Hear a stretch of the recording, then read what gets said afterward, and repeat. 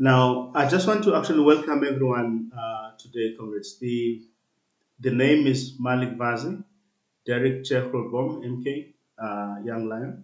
Now, what I wanted to actually just say, this session is a continuation of our previous session. In our previous session, we actually looked at the conference, specifically trying to understand what will it take to have a unity conference.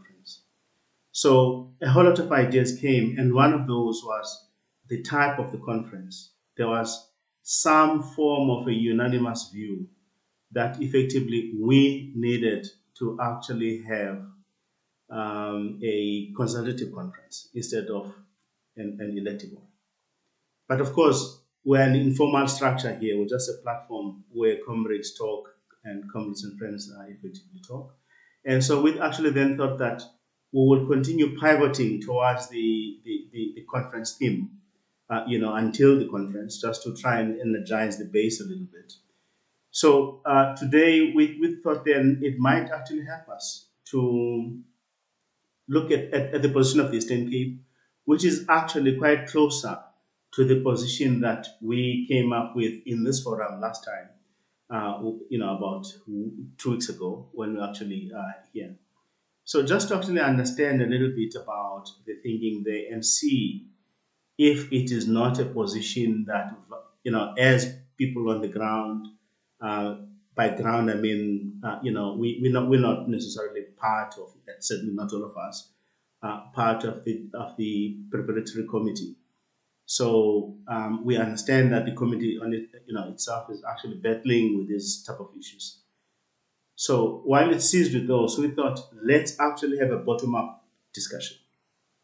So a number of provinces have actually been invited. Some of them came last week already. I think we had about 2 weeks ago. We had about 7, 8 provinces then, and we actually have a pretty much good idea of what the issues are.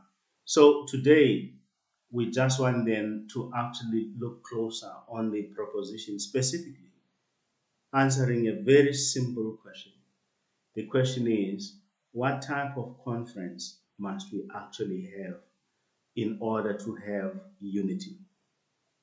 Now, is it an elective conference where we're going to slug it out, knife each other out, shoot at each other, until we get the positions that we need, and then unite after that? Or is it a case where we'll actually say, well, maybe we need to go back to the basics and effectively start defining exactly what is it that we want to build? What type of animal or structure that must actually be there? And obviously, that demands a lot of thinking.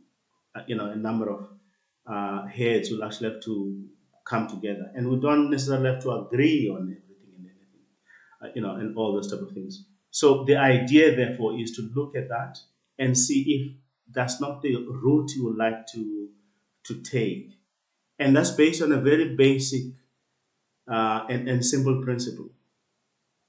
You don't design organization around people. I mean, you can imagine if you were to build a house around the height of your kids, then it means you'll only have like a half a meter door. Any visitor who's going to walk in there will actually struggle because you actually, had only the people in front of you when you're designing your house. So you effectively have to take a much more broader view and actually make sure that whatever you design, effectively everyone will be able to use. So that's effectively our understanding of the Eastern Cape position. That's why it's actually quite of great interest to us. So I think maybe it would probably help just to give comrades an opportunity to take just 1 minute. I mean, like we've got long CVs. We know who the comrades are. So and this is not a job interview or whatever.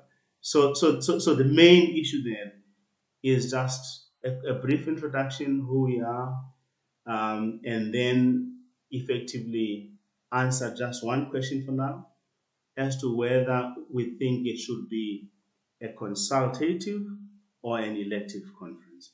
And I think if we're to start with the Eastern Cape comrades, it will actually help, and I know that Comrade Esther will be able to assist us with that. And then, of course, it would be quite great to have maybe Commissar Greg, if he's ready to give us his view on that, or Comrade Bernard Tebuko, he would like to actually just help us with that. And then, of course, we can get a sense from Commissar Christian as well as to what his views are, around those issues. Yeah. Okay. And I mean, of course, Motorman from Bumalanga, maybe you might have some updates. I mean, I know, as I said earlier on, I do hope that some of the comrades in the Western Cape will be able to join us, but it looks like they had a good day today. So it will be interesting to hear what is happening on the ground there. But thank you very much. Pharaoh, the floor is yours, Mashi.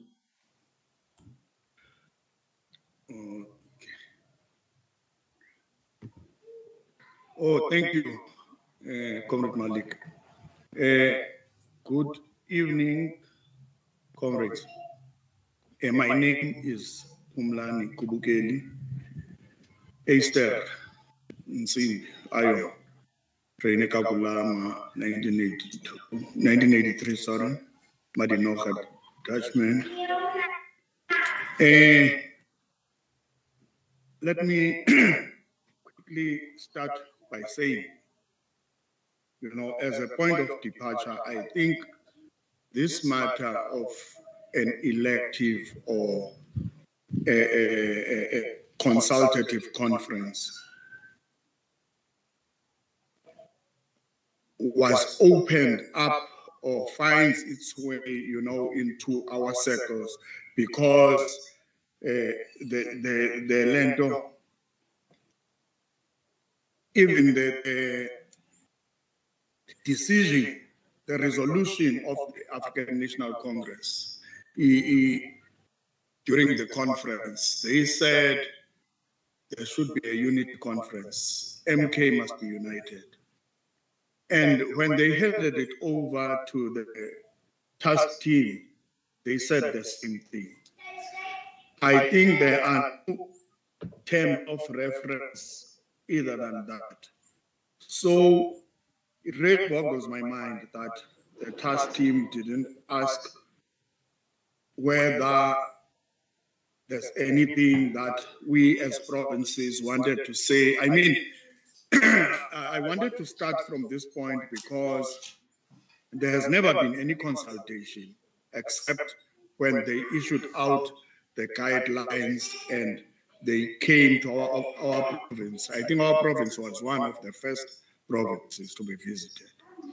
And that is why we approached it this way, because we were hoping that they were going to visit us and we were going to be able to be in a position to air our view that we cannot have an elective conference because we are not united.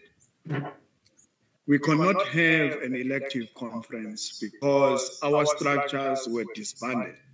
And that thing meant that there is no constitution.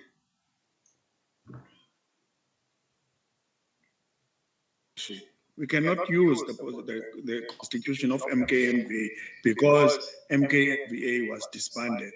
And it goes on to tell you that even their constitution is obsolete. Now, we cannot use that constitution because we do not even know what vehicle we need to move forward, because it has proven itself that the vehicle that we were using in the past is not suitable to empower our comrades. So what I want to say then is that we are moving for a consultative conference as the Eastern Cape, because if, for instance, if I can go further and say, one of the points that we highlighted was that already there are people who are making inroads in our province, from the former MKMVA. If I can mention a name, Comrade Des van Rooyen approached one of our members, our comrades, who is a member of our provincial executive. Of course, we have been disbanded. And he said she must organize for MKMVA going to the conference. And now, when the team was there, we already had that information. In fact, Comrade Des called, I think, a day before we met with the committee. Now, the very same Comrade Des was sent to Cape Town to assist those comrades in the run to elections. Now, it tells you that the divisions are still there. There are people who are still aiming at holding on to power. So that is why we are saying, let's start afresh, comrades. I mean, we can never be able to move forward unless we start afresh. So, yeah, let me not do much. I think that's, I've tried to state our position. Thank you. Thanks, Comrade Lister. Commissar Moss, welcome. I see.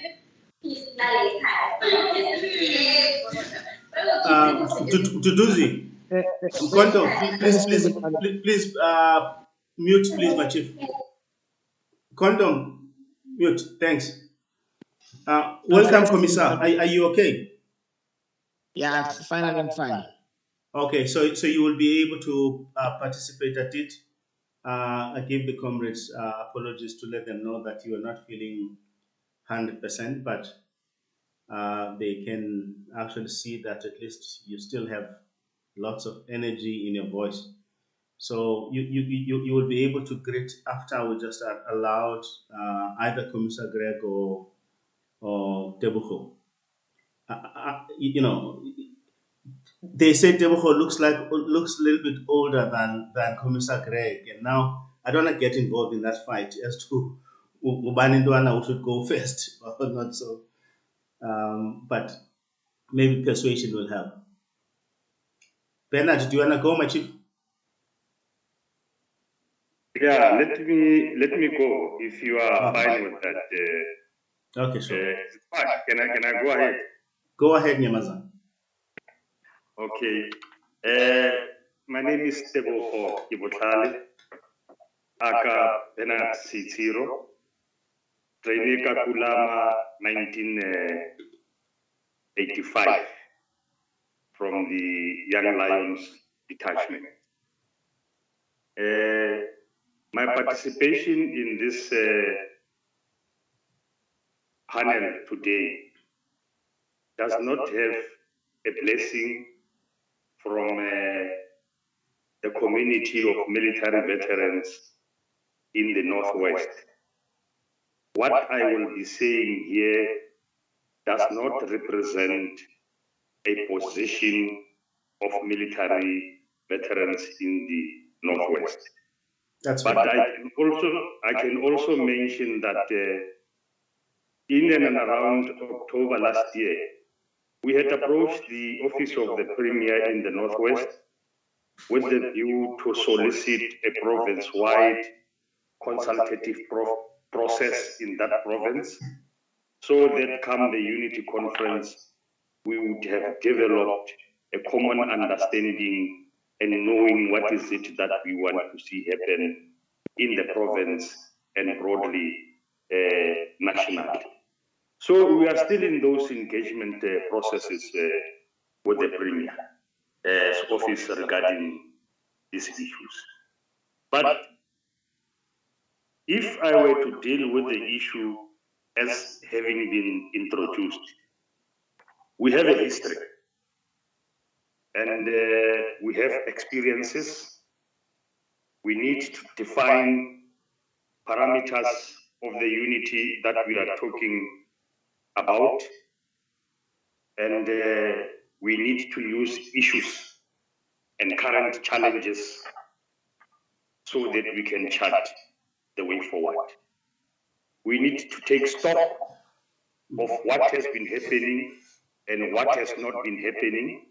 We need to analyze the situation as to where we are at the moment, check our capability, check our friendly forces, and be able to chart the way forward. We have history, we have experiences. And I would therefore move to be aligned with anybody who says that it will be tragic for us to go for an elective conference soonest as it is being suggested. We need to level the playing fields.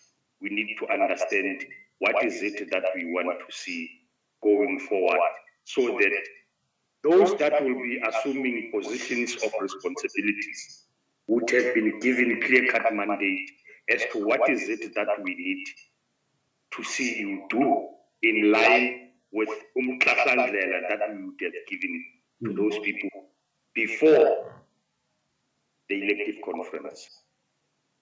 So to me, the issues that come out cardinally before any elective conference, we need to define, number one, we need to define our role in society, what has been happening with us. Two, we need to deal with issues around governance, internationally, nationally, provincially, locally. We need to clear our role. And then lastly, we need to define our institutional context and setting so as to achieve the things that we would have outlined. Thank you. Awesome. Thank you very much, Tebza. Commissar Greg.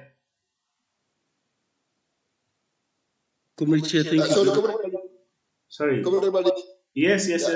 Mutaki. I think Comrade Craig will be talking on a broader platform, because he's actually telling us what PrepCom is all about. No, that's fine. You want to go first? Yeah, can Yeah, no, I mean, I think it does make sense. It makes sense. Yeah, let Motoman go in, and then I come in, and then we can give to Comrade Greg to sum up. Okay. You are appointing yourself. Are you sure? You say you'll come in. Who said you should come in? Yeah. Comrade, please, you arrived late. You don't know what the arrangement was. Please, shut up. Okay. There is one gun at a time, and that's mine. Now, so I think what we then should actually do is that let us have Comrade Motoman. Are you ready? Motoman, Pumalang. Good evening, comrades. I'm ready, my leader. I'm ready. I hope you hear me. Much better than last time, by far. Yeah, last time was Quick intro. And then get into the issues. Motoman Nkosi, Akathemba Dlamini, Mgwenya. Boni ngiyezwa nje amajaha bakhulile la kusumlotha lo muntu. From Mpumalanga, I have been a coordinator of the disbanded National Council. I have been representing Mpumalanga National Council NEC, and currently I'm even in Mpumalanga. I will be speaking here authoritatively, because given, of course, all the shenanigans that are happening around, but still we have been in consultation with comrades, mostly from within the National Council circle, because it's true that there is no unit. People are working on the ground, and they are having their own slates. But from the representatives of Mpumalanga, I have been in consultation broadly with Commissar Jerry. And we have even been going through these things that are, yes, showing up, the shows, side shows, towards, of course, the consultative conference, or rather, elective conference. Having considered very deeper things on the ground, there is a lot of sense in what Eastern Cape is proposing. Notwithstanding that, notwithstanding, of course, the fact that on the basis of principle out from Inazrek conference, there was mandate given to the PrEP committee. The PrEP committee, which also represented both sides, even the peace and stability was involved, to a point that these matters were forwarded and tabled before the conference. The conference pronounced itself. The NEC took a decision to endorse what the conference was articulating. We are of the view that on the basis of principle, we cannot deviate unless we find a mandate from membership that first informed the decision which was endorsed by the NEC. But now coming to a very simple situation that on the ground, we are observing things that are happening on the ground, we think it could be proper if we say a special arrangement, whether you call it consultative, elective, because even after the consultative conference, you will still have a mandated structure that will have to go through and forge this unity that we're talking about. Because this unity of 6 aside, 12 aside, blah, blah, blah, the 12 and 12 is 24, therefore it's unity. We would be naive to adopt it and endorse it and say things are well and fine. Because in essence, that kind of unity would not be speaking to issues of social welfare of the comrades that we needed to deal with. It would not be speaking to the broader mandate of the conference, that is ANC renewal, whether revival. So, to be short, I would then be saying later, if I'm given an opportunity, I would further elaborate as to what type of conference we think, what type of consultative we think we can adopt without undermining the previous mandate that were given, but having taken into consideration the situation that prevails in front of us. I think I've made my point, leadership. Thank you. Okay, thanks. Thanks. Leminias and Aguwe Commissar. Great. Say Figil. Figil. Yeah, no, thank you, Comrade Malik. Let me put it this way. My request to be part of the discussion today was honestly to enrich my mind with the sole intention of adding value as and when the PrEP committee would interact around these issues. But I've got that ability of taking instructions in a meeting, and I'll be able to do an account to the PrEP committee and also disclose some of the issues that were discussed here. I left the country in 1980. I spent my time much more in Swaziland and Mozambique when Comrade Moss and them suffered Matola massacre I was literally on my way to join them, and as a cursant.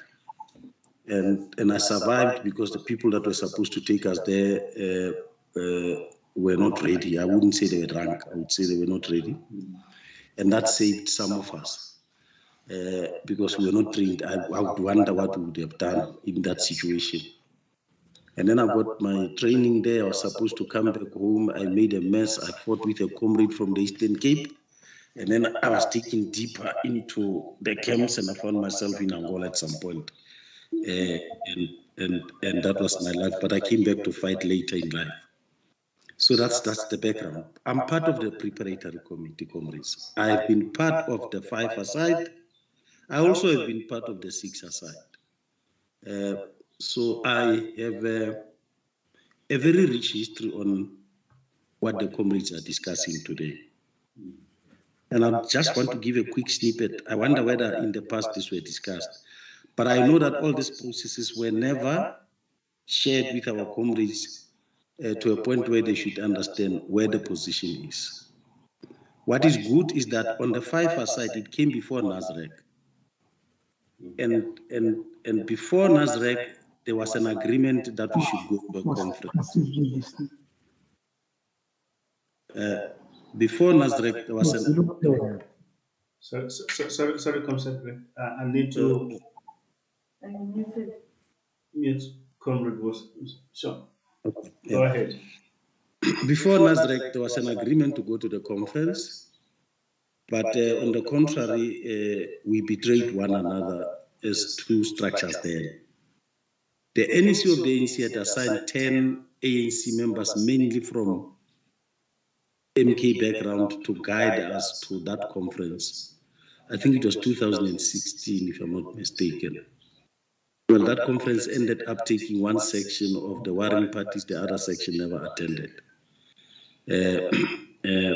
And that led to the process continuing to be a divisive one. Now, one of the things that our comrades need to know are what are those things that literally divided MK? Because often than not, we discuss about division, but we don't touch the gist of what is this division all about. Just as a quick summary, comrade Chair, one of the elements that made comrades to not understand one another was the abuse of MK offices by other comrades against others. And this abuse went to an extent of people accessing resources that were supposed to be of an MK community into their own pockets. Elements of investment, elements of trust, elements of monies that were there, serious allegation, court cases were there. And this is one of the critical aspects that made us to say, no, we demand to know these things and we need to stop what's happening. The other aspect was abuse of MK structures by leaders of the African National Congress, where they would literally use our comrades to fight their battles and win election and become leaders, to a point where our structures would be used to undermine and suppress democratic processes of the branches of the ANC, regions, and provincial structures. And that went also with those that would cooperate would actually get favors from these leaders as and when they get into fed positions of power. These are some of the areas that made us to always not see eye to eye with one another. Public spend, public statement that would always be contrary to ANC positions. Those are some of the things that led to the misunderstanding or division, if you like. And what was even becoming worse was a point where MK structures were now used to decide or to also be part of a factional battle to determine who should or who should not lead the ANC. Those things and many others were at the center of what led to the division of members of MK. But above all, was the isolation of different generations of MK to be in charge of their own affairs. A particular section of MK started dominating the affairs of MK, and a number of detachments of MK were lost into oblivion. And that was as a result of not adhering to what those structures would have been created for, but address things that were parallel to what those structures were supposed to do. Now, that also led to that element of division that we experienced. There are a number of factors, comrades. And these things were the ones that would be discussed as we plan to go to conferences. Now, I'm raising these things so that I should enrich our discussion, as I would want to say, I embrace what the Eastern Cape did. What the Eastern Cape did to bring an argument of how to have a bit of a panacea to the problem that we're faced with, they came up with the approach that they're bringing. But in their presentation, you could hear that, and some other comrades, you can understand that the new route that we are planning is not well understood by members of MK. People are still holding into past relations. Now, when the NEC, when the 54th conference concluded in its resolution on MK, it said it appreciated the work done by the outgoing NEC and charged the incoming NEC to carry on with the process of uniting the community of MK. And that, from 5-a-side, led to now 6-a-side. But on both 5-a-side and 6-a-side, what the NEC of the NC did not do, it did not disband the two structures. It allowed them to continue, and that made our life difficult, that would meet. But when people leave the meeting, they would actually carry on with even things that we would say they are a core of what we must resolve. On the 5-a-side, I said there were 10 NEC members that were assigned to work with us. When the 5-a-side collapsed, the 6-a-side was now subjected to the peace and stability. Now, I want to put it this way to you, comrades, and it's an observation that was made by the Eastern Cape comrades in their document. The same NEC that we should run to is divided around how we should be united. Their perspective and outlook, it's not, common as an instruction that will come from the National Executive Committee of the NC. They would actually interpret whatever decision they take in the manner that they would wish to. Example number one, when the structures of MK were disbanded by the same NEC, and a communication was released from the SGO's office to the provinces introducing that the structures are disbanded. To date, the argument, which is also held by some NEC members, would tell you that the regions and provinces were never disbanded, as if we are now federal structures of MK. And that made our life difficult, where you see what comrades are talking to now, that people are even campaigning in regions and provinces as to whether or not they should actually be leaders of tomorrow. Now, the powers of the preparatory committee, unfortunately, they are not an interim structure of MK. They are not. It is clearly defined that the role of the prep committee has to strictly deal with the preparation of the conference. So we do not even have powers to interact with comrades. An interim structure will immediately assume all the responsibilities of either MK, MVA, or MK Council. So we don't have those powers. And I think this is what I must tell comrades, that it is what has been making difficult for us to pipeline even some of the decisions that we'd have taken, because we would have to run to the SG for a permission now to go to provinces and for endorsement by the NEC on certain positions that we'd have taken. I may not allude into them because we have had so many meetings. But where we are now, comrades, we are at a point where we are now making sure that the conference indeed does sit. And we are also working so hard to ensure that the content of the conference is not lost in terms of what must be discussed. On the guidelines, we are expected to usher in a new MK with a new image, zoomed at renewal of our processes, including playing a critical role in helping the ANC to be what it should be. That's what the guidelines, amongst other things, is referring to. So the process that you are actually involved in, it's a value-adding process to the instructions that we have got from the NEC, and we must embrace it.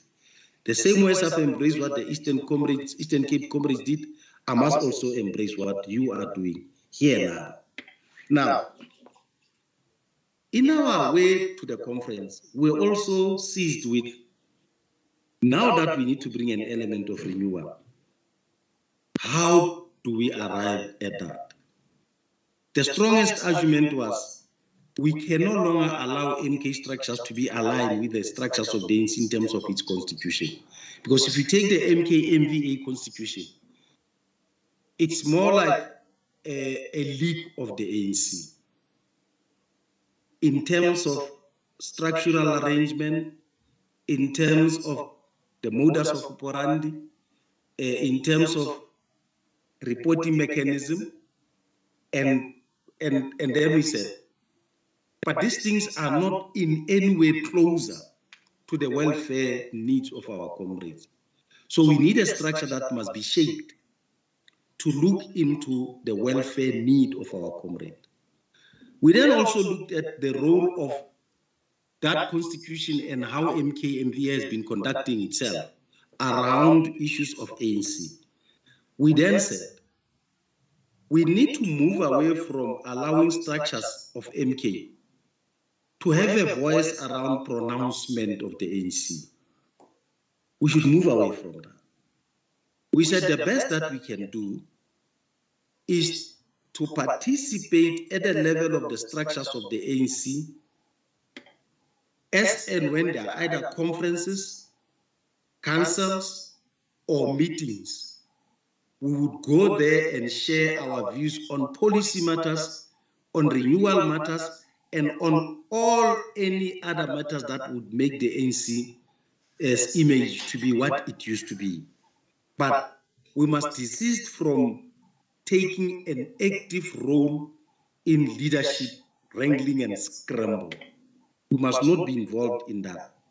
Because our case, being that of welfare in the main, must be embraced by any leader that comes in when the other leader is no longer in. And if you go to a conference with a particular position and that position loses, the mountain you will climb to invoke the incoming leader that we never supported to support our welfare case might be steep for us to climb.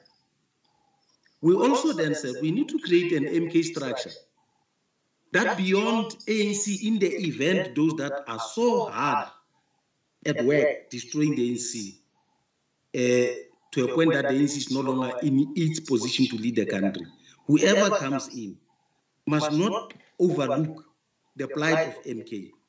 So we need to work to make sure that we even impact on legislative systems and acts to build our existence in the manner that it should be embraced. Now we have to look at which model that we think is best. Now I'm zooming into what the Eastern Cape proposed. We proposed 3 measures, comrades. Necessarily not proposed. We are debating 3 measures. One of the measures was that one of elective conference.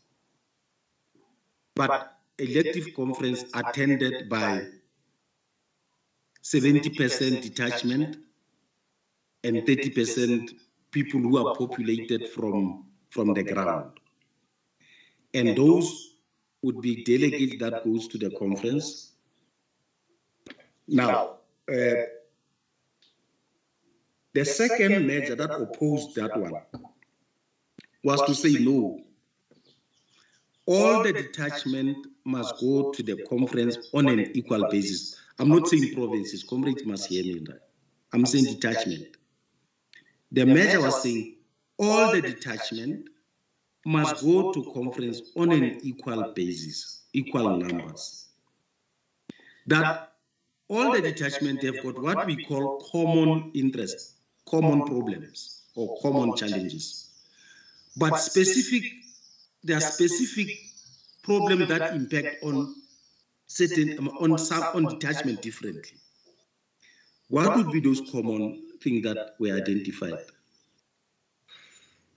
That our kids must be sent to school, that we must get our pension, that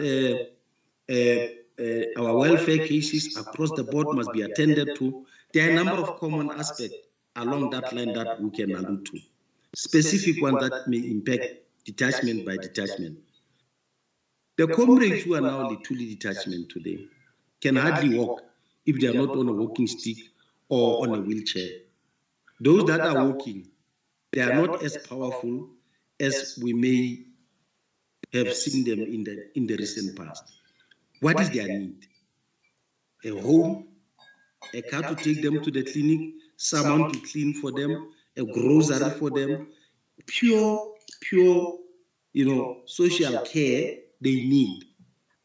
But if you take someone from Young Lion or Banimulukwan, you might find someone who's still seeking to be employed, or who can still be taken to school, or any other thing that might be of interest, which may not be at the level of a comrade who might be at June 16 or Lituli detachment. Because one generation after the other, apart from common interest, those detachments have got specific needs that applies to that generation.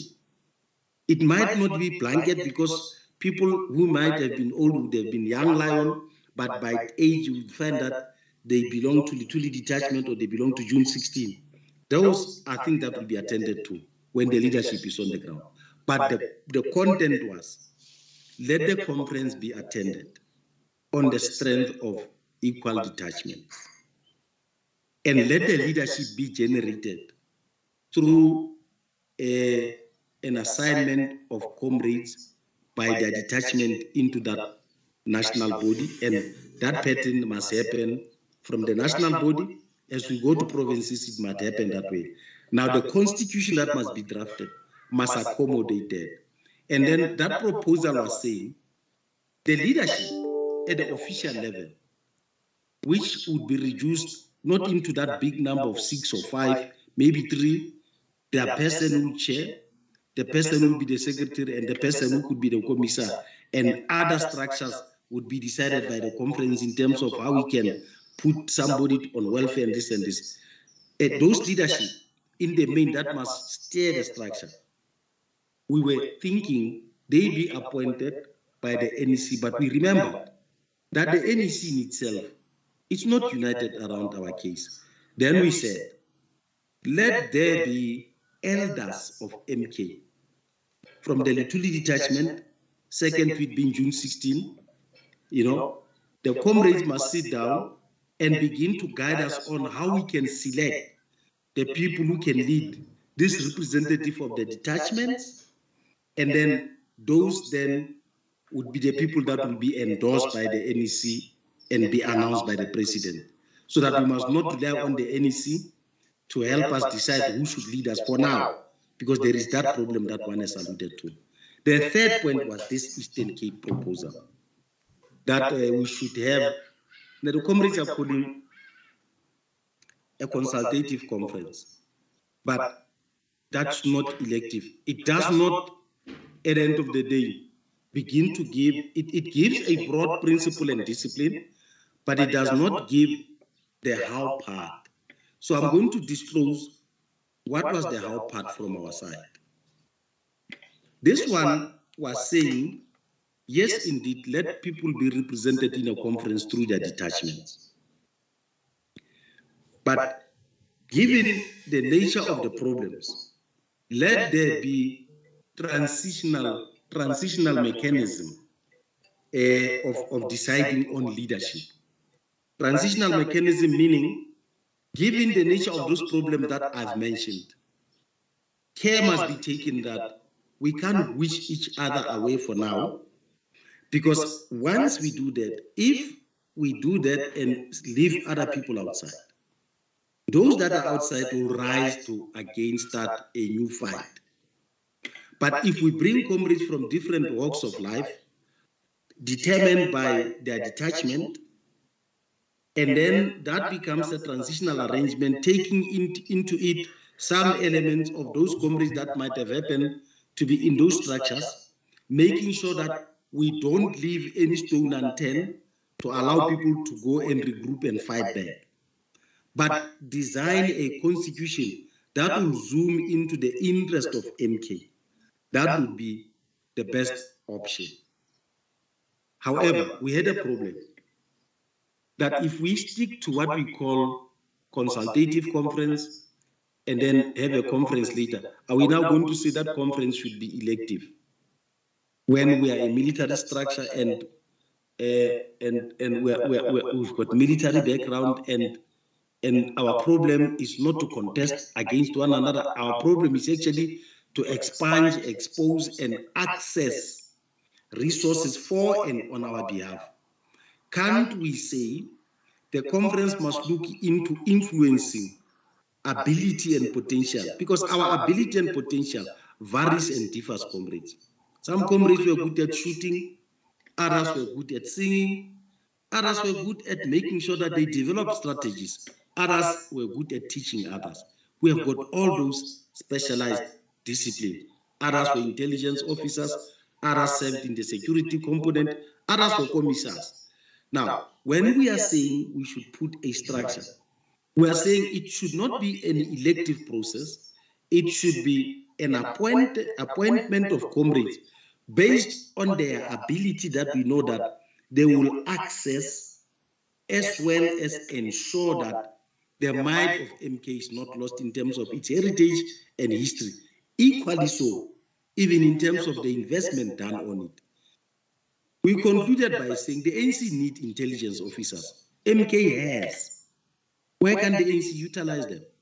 But the structure that we're going to have must be able to influence the ANC to understand that there is a need for intelligence work in and around the ANC structures. MK has got commissars. Why can't the ANC tap with that resource? Those that will be in leadership shall have to make sure that that resource is utilized properly. And when I talk about security, comrades, MK has got security expertise, not standing at the gate with a knobkiri or driving a minister. And then the security capabilities of MK are limited to that. The movement need security expertise, and MK has those elements. Now, we are saying we should have that leadership that is so versatile and clairvoyant to begin to build an animal MK that must also be able to regain its history and heritage and take it back to where it belongs, because that history and heritage is the history of the people of this country. Now, Comrade Chair, we don't finance ourselves when we go to these conferences. We are financed by the DMV. Now, an interim or a consultative conference, if it does not give rise to a solid leadership,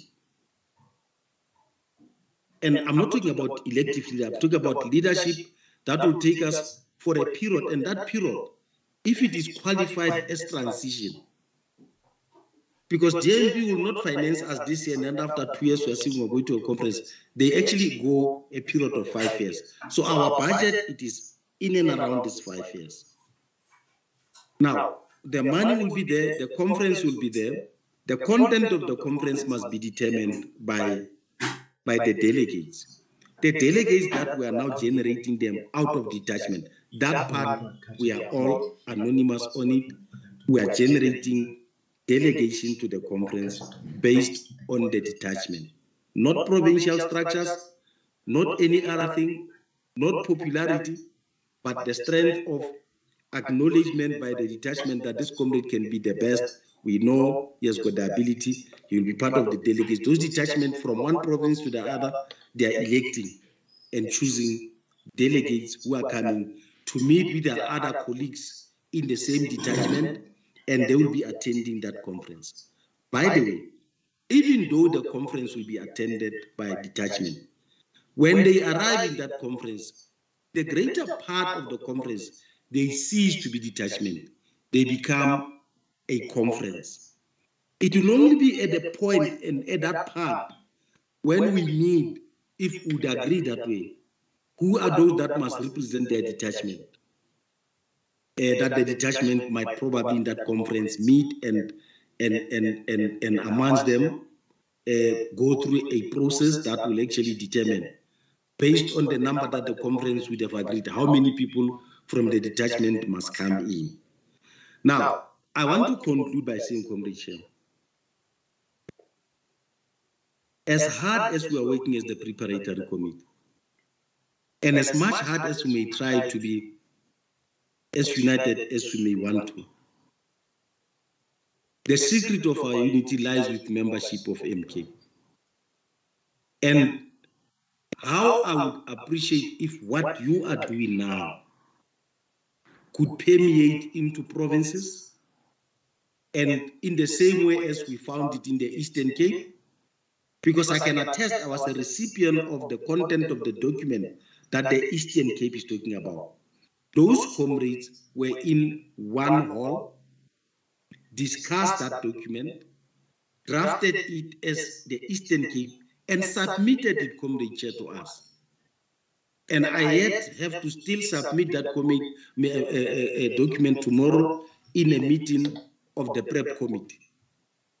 Now, with the Eastern Cape, I know that they will be solid in terms of they are coming to the conference on the issues that they've discussed. But some other provinces, and Butlale was very honest to say, it is not a provincial position. People are still held back to some elective processes where they can even go to an extent of selling their names and developing lists and behaving the same way as structures of the ANC generate leadership.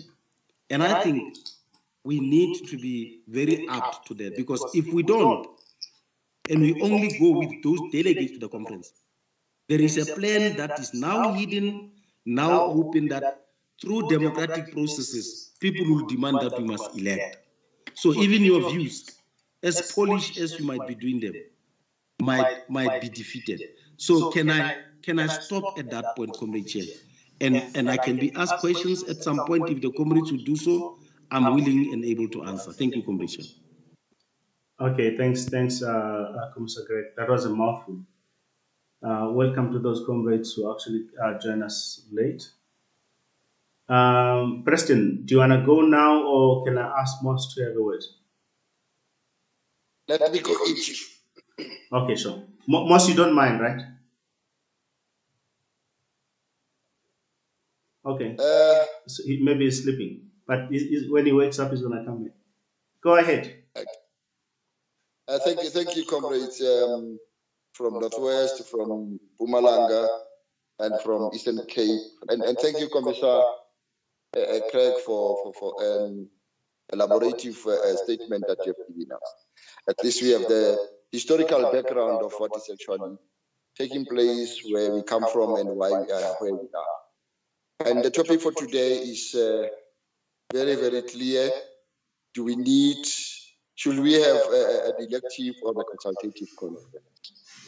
Now, deriving from what Comrade Craig is saying, I still maintain the Eastern Cape and this forum, the team itself, that we don't need an elective conference at this stage, but a consultative one that will be able to focus on what MK Veterans Association, or whatever you call it, should be. Because seemingly there are people who still believe that the issue of MK, MVA, or whatever the name is it's about power. It's about control of the means of production. It's about having a weight in the ANC and other political formations. That is not factual. That is not true. This is not what an association is all about. And this is not what the association that we are coming up with should focus on. The truth of the matter is what we are looking for is an institution that will look after the interest of the military veterans. It is the institution that will make them feel proud to have served this country towards freedom and are willing to continue to air in their voices in support of a liberation struggle. That is the bone of contention. Maybe to start from the end, in response to what Comrade Greg is saying. We are not saying when we want a consultative conference, which is what we want. Then after consulting each other, we are going to leave the leadership in a vacuum. No. There will be a coordinating structure that will be appointed or elected or whatever the process will be, that will look at the interests of our cadres, our veterans in combat. That is going to happen. Because the type of leadership that you're talking about is seriously not going to unite us. Because as we are talking now, there are those people who are so in transition that they don't even want to accept the fact that their structures was disbanded. And they are continuing to mobilize as that particular clique or cabal or faction of the military veterans itself. And once you say they are canvassing and trying to solicit support, that only points to one thing: in order to gain power, to get power, to be elected. And they are obviously pushing for an elective conference. But what good will the elective conference bring to us? Because it will just be a conference where we are going to have people who are going to be elected in the corridors of power, only to misuse and abuse the resources that Comrade Greg alluded to. And that is not what we want. Now, when we go for a consultative conference, we are going to come up with programs and projects that will be able to uplift the lives of the military veterans and assist them in becoming a part of the society they live in. Those that can no longer be employed will have to come up with a policy on what is it that we can do for them in particular, so that they feel comfortable and they feel safe in their own country and proud for having served towards the liberation of our country. Now, those are the policies that need to be discussed and resolved on. That the policies that we can take to the government and say to the government, as military veterans, this is what we need for our people, so that they can be proud of that particular process that we are going to come up with. Comrade Greg, we are aware, as military veterans on the ground, that MK has resources, not only in SAMPA, but SMK itself. It has resources, it has access to land and so on and so forth. It has monies, Comrade Omri can attest to that the court cases ensued because of the abuse and the misuse of those resources. Now, when we are in a consultative conference, these are the intricacies that we'll be looking into. These are the issues that we'll be sitting down and discussing and saying, how can we use these things to benefit our people? Not who must control these things on behalf of our people. No. The leadership will create that type of a situation where the status quo will continue as it is, because they will only be after those things for their own benefits. But what we want is that let MK be a military association that is similar to the military associations throughout the world, particularly in the countries that have gone through the liberation struggle in their own right. that the manner and the way in which they cater for their military veterans points to the fact that the country, the society, the communities are very proud of the people who liberated them. That is what we wanted to see happening in these conferences. Now we are going to the conference. Then people are saying that they must have an elective conference. Elective on what constitution? Which constitution will be basing that elections on? What will be the aims and objectives of that particular thing as articulated in the constitution? We cannot be doing that. We are not here to create power. We are not here to create jobs or opportunities for few individuals. We want something that will be able to work for everybody who has contributed, it be from Lutuli or from the so-called Badi Molokwane. All those people that are sacrificed, they are supposed to be able to be thanked and made enjoy the type of life that they have envisaged. Even if now most of us, I'm over 65 years myself, but I will be able to be happy to say at least my children will have something in return should anything happen to me at this late hour of my life. Now, we are talking about whether should we have an elective conference. You know, when you look at an elective conference is about power. Elective conference is about controlling the institution itself. Elective conference is about having people who will be mandated to be the voice of the people, and whether they do it correct or incorrect, it is immaterial. They can only be resolved in the next conference and be called to order in the next conference, whether re-elected or not. That is the difference. But the type of a situation that MK must have, because we've been saying that MK cannot be viewed in the same line as the Women's League or the Youth League or so on and so forth. Because in essence, all those league, like the Veterans League, I'm now a member of the Veterans League because I can be recruited when time is come and then I meet all the criteria that are put in place to become a member of that veteran. But MK, the military veterans are not a growing institution. They are not growing at all. In the next 50 years, not all of us will still be there. If you are there, it means that will be 102 years in 50 years' time. But the political landscape will still exist. Probably with all our endeavors and strive, the African National Congress is there. But let's say the African National Congress is no longer in power. And then we need to come up with the documents discussed in the consultative conference that will make sure that whoever takes over the government of South Africa 10, 20 years from now, they will still be able to recognize the military veterans who served in MK, who served in other liberation movements that were there, so that this becomes a continuum until the last person who was a member of this particular military establishment will no longer be there. So it is not something that has to do only with the ANC. Yes, we are members of the ANC and very proud of that. Yes, we served on behalf of the African National Congress so that it can be where it is. But now, as we are talking, the Umkhonto Wesizwe as Umkhonto Wesizwe was legally or officially disbanded by the African National Congress itself in Mangaung. As we are standing now, we do not have a structure that represents our aspirations as members of that former military establishment. We cannot just go for elective conference so that we can have leaders. Those leaders, we are doing that, it will be like putting the horse before the cart. Because if you bring the cart, the horse will go. What we are supposed to do is let us have the document, let us have the functional program that will say we have this type of a program that must benefit the military veterans. Now we look amongst ourselves and say, who amongst ourselves must be able to do that? Then we elect the best of the best from amongst us to make sure that they oversee and supervise the implementations of the resolutions and the policy documents that we will have introduced.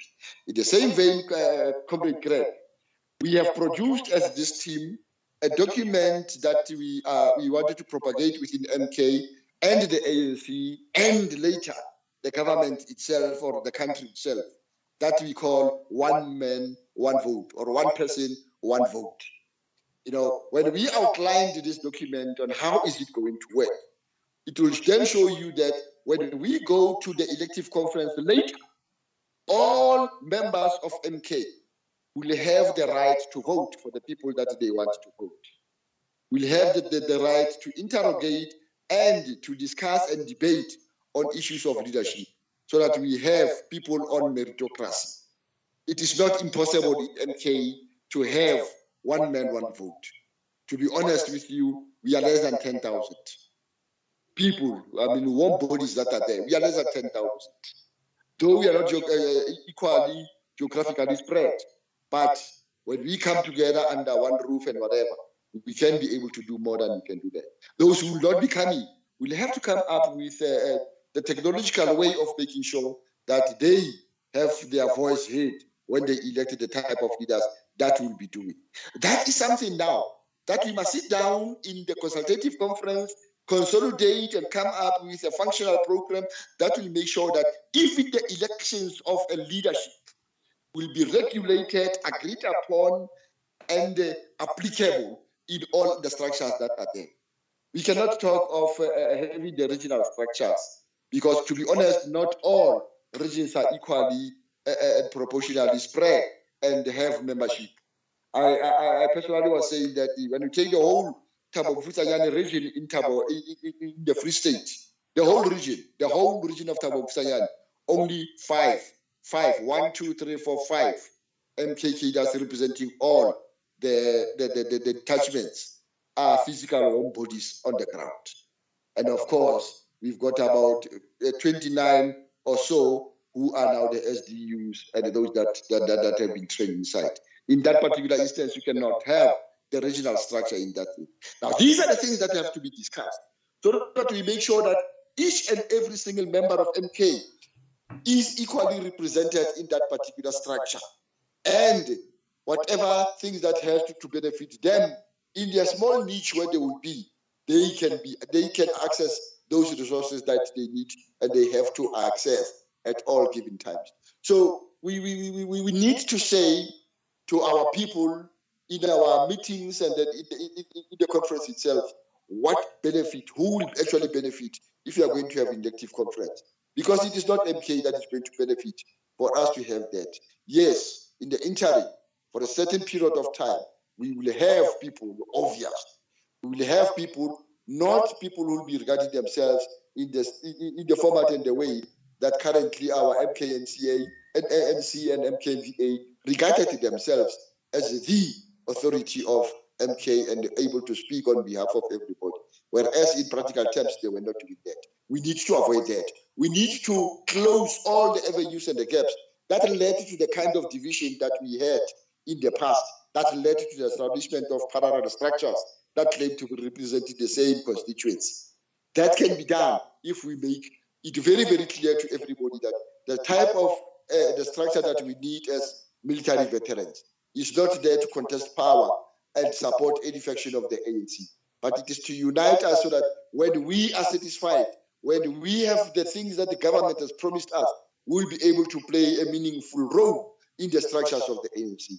In our paper, when I closed my presentation today, in the paper that we spoke about these things, we agreed that amongst us, there are those that still have power in their bodies, who still feel that they can play a meaningful role in the structures of the ANC, and who are coming from the ranks of Umkhonto weSizwe.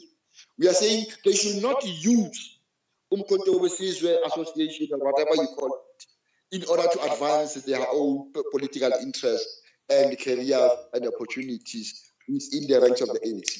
They must do that as politicians. They must do that as members of the branches of the ANC, so that, and if need be, then we'll be able to support them because we know them and then we'll do that, but not because they are representing MK in those particular structures. Let MK be MK.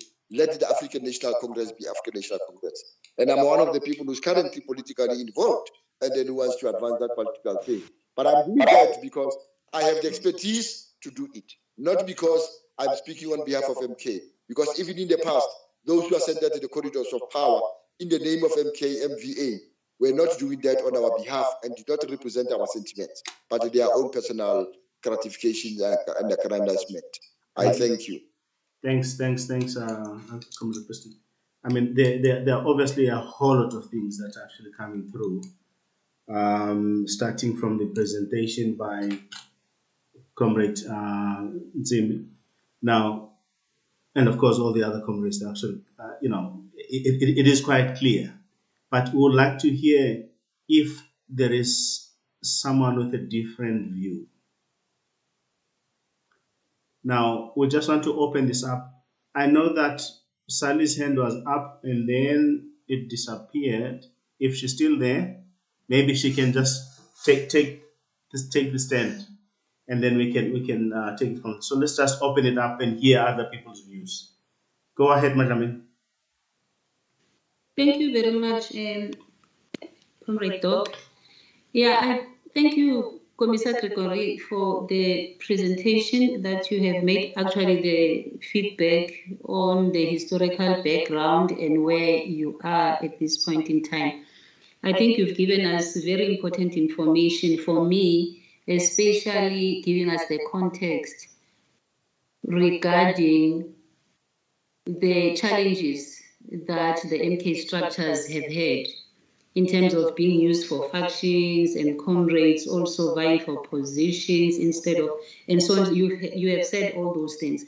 So for me, actually, that motivates for a consultative conference indeed, that we have so many problems that we have encountered as the MK structures, both the MKNC, the MKVA in different degrees, of course. But I do not see us continuing with an elective conference when actually we still need to dig deep into exactly what it is that is a problem, how are we going to solve it, and so on. My other issue is that,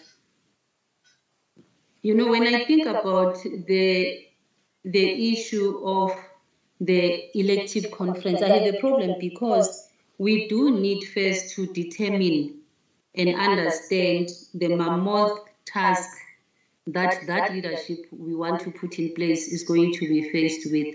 Because this is a task that goes deeper than just welfare issues in terms of we have comrades who need houses, but we do also have comrades who are able, who are employed, but who are not able to access even, okay, let me put it this way. When we look at the legislation, we have the BBEE legislation. We also have even the Military Veterans Act. In terms of that BBEE legislation, it talks about that quota that is normally reserved for the indigent. And in that, the military veterans are mentioned. We have no champion in our midst who can ensure that this actually is made alive and it is indeed implemented. We're on our own. I'm talking about those comrades who are in business. They are really on their own. Yet we have structures that are supposed to be championing and ensuring that these things are happening on behalf of our comrades. When you talk about the Military Veterans Act itself, it talks about the organs of state having to make opportunities available for employment of for our comrades. Of course, military veterans, but in this case, I'm talking about our comrades. There is no champion who's ensuring that indeed this Military Veterans Act is realized in terms of comrades being employed, those who are still employable. We have comrades who have gone to school, worried themselves to be academically qualified, who have experience in this and that field, but there is nothing that says that quota is reserved for military veterans. That position in those departments are for military veterans. You talk about even in the Defense Force itself, okay, maybe because it's 7 members, let's leave that. You talk about in the security cluster, in terms of intelligence itself, you find that we have comrades who are, since they came in 1994, they are still in those positions. They have not risen up the ladder. They have worried themselves by, gaining experience in the field. They came with experience anyway, academically and so on. No one is pushing for the comrades to be able to be in those positions. But we've always had leadership in MK. And that leadership has not worried themselves about making sure that the comrades are okay. They did not represent the comrades. So the problem that I have with an elective conference right now is that we have not defined the nature of an organization that we want to have. So I'm saying in any organization, any type of an organization, firstly, there will be a vision that is defined. This is the vision of our organization. Our mission is this, and we are putting up these structures that will take us to the vision that we're going to.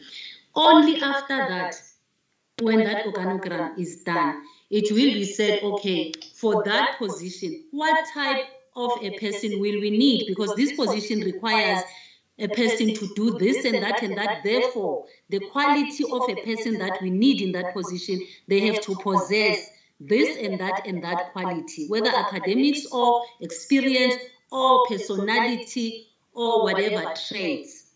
Only then that we will say, now we can take this one and put that person in that position. So I think it will be us putting a cart before the horse if we're going to go for an elective conference when we don't even know the type of an organization that we want to come out of this, when we don't know what exactly the objective of this organization is going to be, when we do not know what type of people do we want to drive this vehicle. So I think we need to take that step back. And my last one is that while I understand what Commissar Gregory is saying in all the discussions that they are having, and I appreciate that because it shows that indeed they have covered so many angles, they have really interrogated this matter. But I think what worries me, because I hear, Commissar, that you are saying detachments are going to be represented there. It's not per province, but it's per detachment. But the confusion then that I have is that why then are we talking proportional representation when we actually talk about the detachments are going to be represented? I don't know whether you said equally. So there's a confusion for me there, because with that proportional representation, it worries me because it has an element of advantage and disadvantage to other people.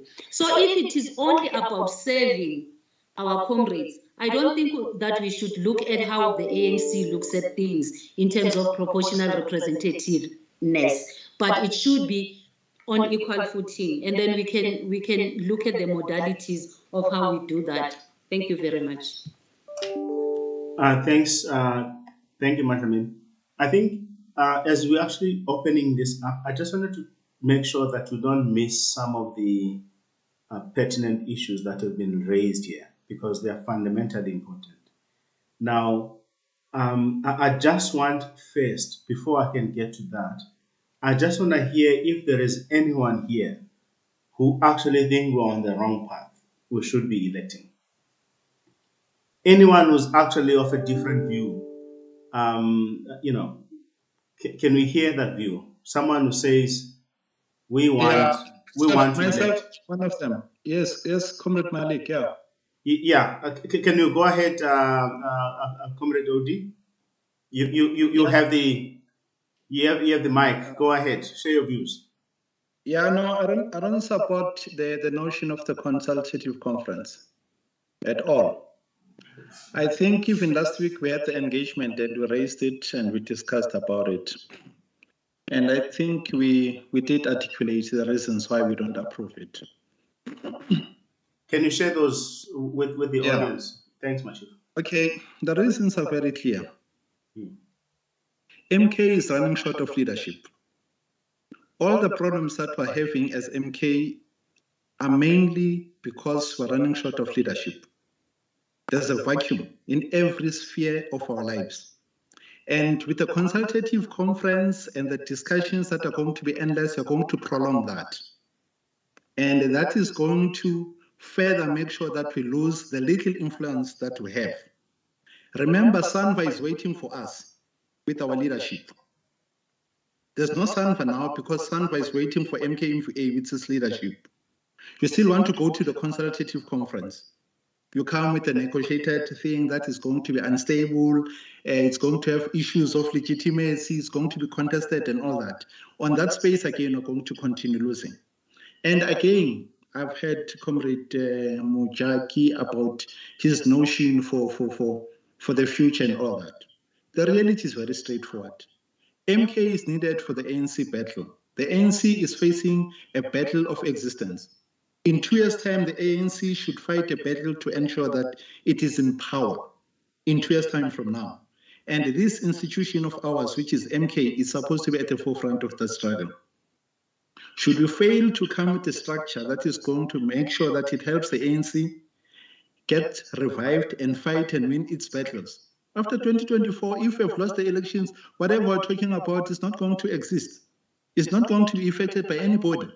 Therefore, we must understand power dynamics. I know as MK we've been taught that we should be far away from power and power dynamics, but we're missing the point here. I'm missing the point here. The ANC is going to a conference in December. And if as a structure, we're going to fail to assert ourselves and our interests in that structure, the youth league, the women's league, and other leagues are going to assert themselves and they're going to prevail, and we're going to come last. Therefore, we need to change the way we do things and the way we think. Therefore, myself, I honestly and sincerely believe that we need a decisive leadership, a leadership that we can even close our eyes and say, these are the comrades that are going to fight for us. As it stands now, we don't have such a person who's doing that for us. And I don't think I need something that says I must go and discuss in a conference and come with resolutions and everything and behave as if the ANC is going to be in power again for the next coming 20 years. And again, it's very painful, our thinking of the fact that we think that this thinking of ours is going to prevail in a conference. Myself, I'll talk of my experience. From 2007, I've been part of us losing conferences with the same thinking that we're coming with. From 2007, when KB was elected, I was there until 2017. When even in 2017, we were there when KB stole the conference and they told us that they're stealing it for the next 5 years until 2022. Why in 2022? That's what they told us in 2017. That we're taking this thing for the next coming 5 years, and we said it's not happening, it has happened. Now, I don't want to be part and parcel of that, because I know MKMVA is at an advanced stage with everything, with the list, with everything. I don't want to be part and parcel of a group that is going to go there without a strategy, without anything, and at the end of the day, we lose dismally. We come back complaining like in all other conferences that we've been doing. And another very important part that we must know, very decisive, the ANC is going to play a role in this conference. And those who were there in 2017 should have seen what the ANC NEC deployees did in that situation. At the end, when there's a deadlock, the NEC deployees decide on what is the route. We can say it's an elective, we can say it's a consultative conference and discuss and do whatever. But if those that are sent by the ANC come with a certain particular strategy and are part of an aligned position, we're going to be defeated there in our own platform. And we're going to come back there without having anything in our hands. Therefore, that is the reason I don't want to even start entertaining something like that. I don't want to go to a battle without a strategy. I don't want to go to a strategy without knowing as to what am I going to present there. What I know in Gauteng, I think even Bafana was there from the side of MKMVA and all that. I think in Gauteng, what I know is in Gauteng want to elect. I don't know other provinces, and they've got their own reasons, but we ourselves want to elect and we want to exercise our democratic right. That's all that I can say. Thank you. Okay, no, thanks, Comrade Odu. Before we probably go to somebody else who might share a similar view, I just want to actually just ask some questions on your view, Odi, based on what was presented before, if that's okay. But I'm going to start with one of the big headaches that potentially the organizer should be having. Certainly, I would be having that if I was actually part of the PredCon. The whole issue of who should be in the conference in the first place. Now, there is a problem and a great sense of injustice, certainly coming from, and legitimately so, I'll say, coming from the comrades in the Eastern Cape, where they actually feel that in factual terms, certainly in all the relevant times, Eastern Cape certainly was not a minority as it is portrayed in terms of the proportional numbers that are actually are proposed for the conference.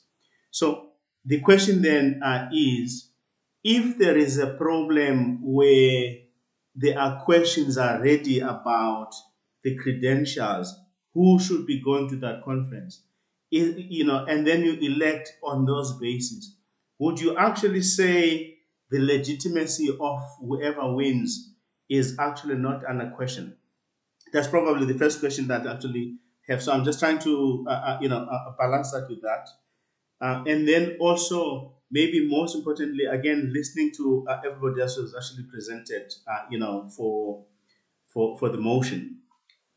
What is actually clear in that proposition is to actually say, yes, we need credible leadership, but we need a process of actually having that credible leadership. So you're talking about people who must fight for us, and this is good, because we, as Comrade Sally said, we don't have a champion at all.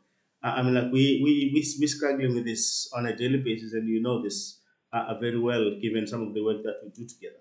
So, but the issue here is there are two challenges that I'm grappling with based on the presentation that has been given, that I just want to see how do you actually deal with them in a conference situation, in an elective conference situation where there is a dispute already. The Gauteng numbers are disputed. And I would be able to know, to be able to say with some sense of confidence that in the rural provinces, and in this case, Eastern Cape being rural, and having seen the database and definitely having touched the CPR, at some point, one of the problems you have is addresses. So in some cases, the DMV will decide, on where people are based on the addresses they have. If there is no address, they don't know where you live. So then it becomes an issue. And in rural areas, that tends to be a sort of an issue. So my question, therefore, is the legitimacy not under threat already when you're going to go and elect based on contested numbers? That is the first thing. And two, is the type of people you're going to have out of that process of electing. How do we actually make sure that they are actually the type of people you say we need? If we do not have a process, like a criteria of knowing, like measuring them, what type of a person do we need? Because right now, the only thing we have is people raising their hands, they want to lead, campaigning, that's the democratic right. But the question is, as the rank and file, how is that different from what has been happening from 2007 to now, as you've actually explained? So I think this is where, I'm sure some people might be having difficulties to reconcile the two, like what you want and how you want it. I'm not sure if my questions are clear, Comrade Ray. Yeah, I think we live in a democratic space. Sure. We live in a democratic space. There are people in a democratic space who might feel that they don't want to be part and parcel of a democratic process. That's acceptable. That's allowed. But you cannot, again, take the right of those who want to participate in that process. You might have your concerns about the process itself, but it's a right to be part and parcel of a democratic process and elect your leaders. It's just a legal imperative. It's a political imperative. MK has had enough time from the previous conference, which was postponed when we had something like 5 days before the conference. Everything was prepared. We postponed it 2 years ago. We come today, we are still talking of problems that were supposed to be solved 2 years ago. 2 years ago, we were having a list, we had everything. We postponed 5 days before. Now, we've got 2 years after that. Now we come, we raise the same concerns and say these are the concerns that we feel should make us not to elect leaders or proceed with a democratical process. I think that's not acceptable. It cannot be acceptable anyway. Even the prep committee, they had sufficient time to follow up on what was left from the previous preparation, fine-tune the basic issues that were there, that were outstanding, and if there are provinces that have got problems with numbers, attend to them, give them the space to ventilate and all that. But that is not sufficient to say those who want to elect should not elect. No. Those who want to elect should be given the right to elect. Those who feel they don't prefer electing, they prefer an alternative system. It's okay. Let them participate in an alternative system. But those who feel and believe that we've waited for so long for this process, we want to elect and give people legitimacy. The people who are going to lead us, they should be legitimate, have the majority support on their side. Let's be given that space, because democracy is about that. And if they fail us, we know we voted them. But we don't want this negotiated type of a system whereby people will sit down somewhere, we negotiate, people are seconded and all that. We're defeating democracy.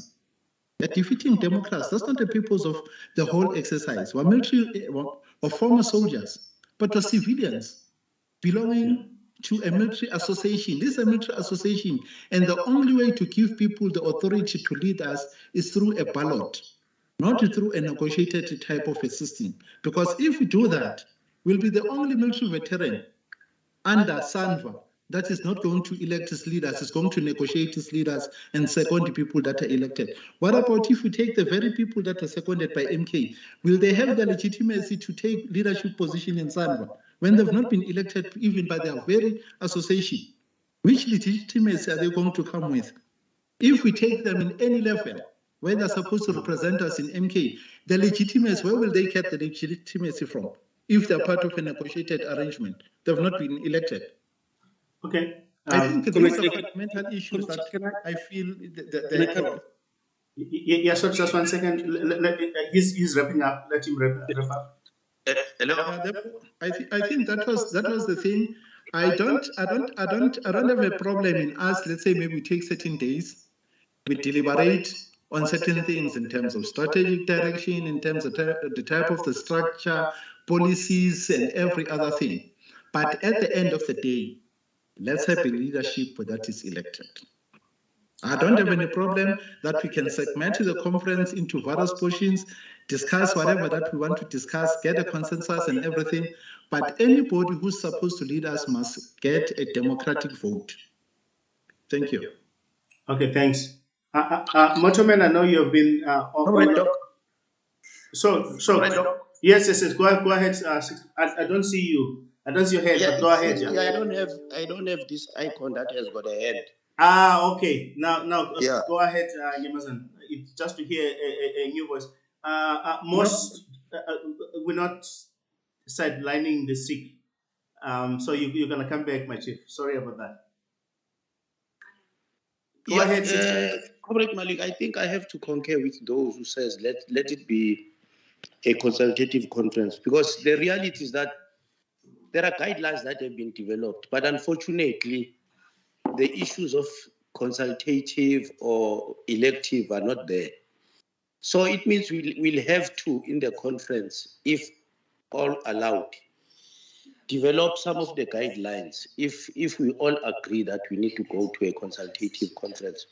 Because the reality is that you cannot have a conference based on nothingness, or you cannot elect leaders based on nothingness, because there's no criteria, there are no guidelines, there's no constitution. So those who are saying that we need to have at least an ad hoc or some kind of structure. Interim structure, I fully agree with them, because the notion that Commissar Ray is coming up with, by look of things, it is going to create confusion and conflict. Because if you say those who want to exercise their democratic right, it means if you've got 15 people out of 1,000 who wants to elect, then it means that they are going to elect. Then we've got a problem there. Yeah, yeah. Yeah, okay. No, that's fine. To come up with guidelines. To come up with guidelines before, I thought that even during these road shows, the preparatory committee members who will be visiting, who have already visited other provinces, these are issues that were going to be raised so that at least there's a consensus when they collate and ultimately integrate what they got from provinces so that we can come up with a consensus. But the manner in which we are discussing now, the issue of those who need to exercise rights, they need to. Then I'm foreseeing what we have we have experienced in the past. Yeah. The conflict that is going to ensue there. Thank you. Okay, thanks. Moss, your hand has been up for a while. Do you want to go ahead? Are you still there? Moss, it looks like he has disappeared. Okay, you back? I'm here. Okay. I'm here. Yeah, go ahead, my chief. Okay, so I think I'm a bit conflicted. Don't in be. the sense that I think we as organizers or facilitators of this platform, it's time we open up for people who perhaps would not necessarily have been intensely engaging to come with fresh ideas. And I'm persuaded, having listened to everybody now, that maybe let's explore the plethora of views, and then we can then be able to come in. I'm saying, in my capacity as organizer of these advocacy sessions and the journey we've worked so far, including, amongst others, a panel of provincial representatives that we've had. And we're deepening that process of saying, let's not preach to the converted and talk ourselves. Let's have views of those who might not necessarily be intimate to this process. That's one. Two, I also am worried about the assumptions we move from. We are not now discussing in a vacuum. The PrEP committee has been visiting provinces. In visiting provinces, it has been able to understand the persuasions and perspectives that emanate from provinces, which are going to be important when we consummate our discussions. Because at the end of the day, it ought not to be elitist approach that design and define the nature of the conference. It has to have a sufficient consensus among the practitioners in the provinces who really deal with day-to-day issues. And having said that, my take is that let's explore for now. I'll come in on substantive issues later. I'm just describing my sense of discomfort. But maybe let me end with a rhetorical question. Is this a conference about leadership, or is it a conference that's going to emphasize the need to deal with the plight of our military veterans? Are we there about getting positions, or are we there about persuading and making a strong instrument that advocates that no military veteran should be destitute? No military veteran should be deprived of education, including his children. What should be the unique character of this conference, as distinct from all those that we've come from, that were more about leadership, and finally they led us to factional approach to leadership? I just wanted to end that with that rhetorical question, so that we're not abstract about leadership. And anyway, part of ending my question is it equivalent that if you're elected leader, therefore you are a democratic leader? Has our history told us, from the time we formed MKMVA, told us that those who pseudo-elected elected pursued a democratic process that takes care of us? Maybe we'll answer it as we engage. And lastly, to me, this is more a facilitation. That's going to be really the business of conference itself will give a determination because people have experienced the past so many years in a particular way. Thank you. Thanks, Commissioner. Regan, go ahead, Machid.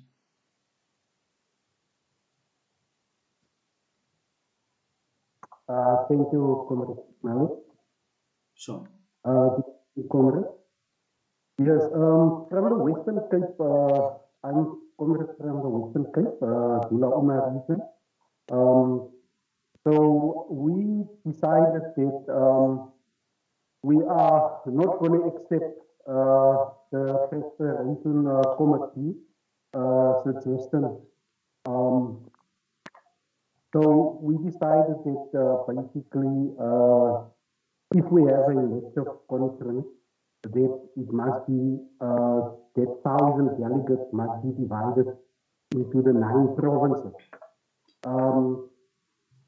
so that each and everyone can have an equal standing when we go to the conference. But also, there was a big question about the SDUs that mainly in the Western Cape, the majority of the MK cadres were coming from SDUs, but many of them was not recognized because it's not in the constitution of MKMDA at that time. So therefore, they requested that there needs to be a consultative conference so that all those issues need to be ironed out, so that the SDUs can also be implemented or accommodated into conference. So yeah, but now the big question is, we are talking about unity. So is the unity because there was division within the detachment, or was it because we got the council and MKMDA? So why are they concentrating on getting the detachment into unity, where the main focus, because the problem was with the MKMDA and with the National Council. So therefore, Western Cape said that when we send out delegations, that we need to have a 50-50, 50 from the council and 50 from the MKMDA to be sent to this elective conference. But before we can have this elective conference, we need to have a consolidated conference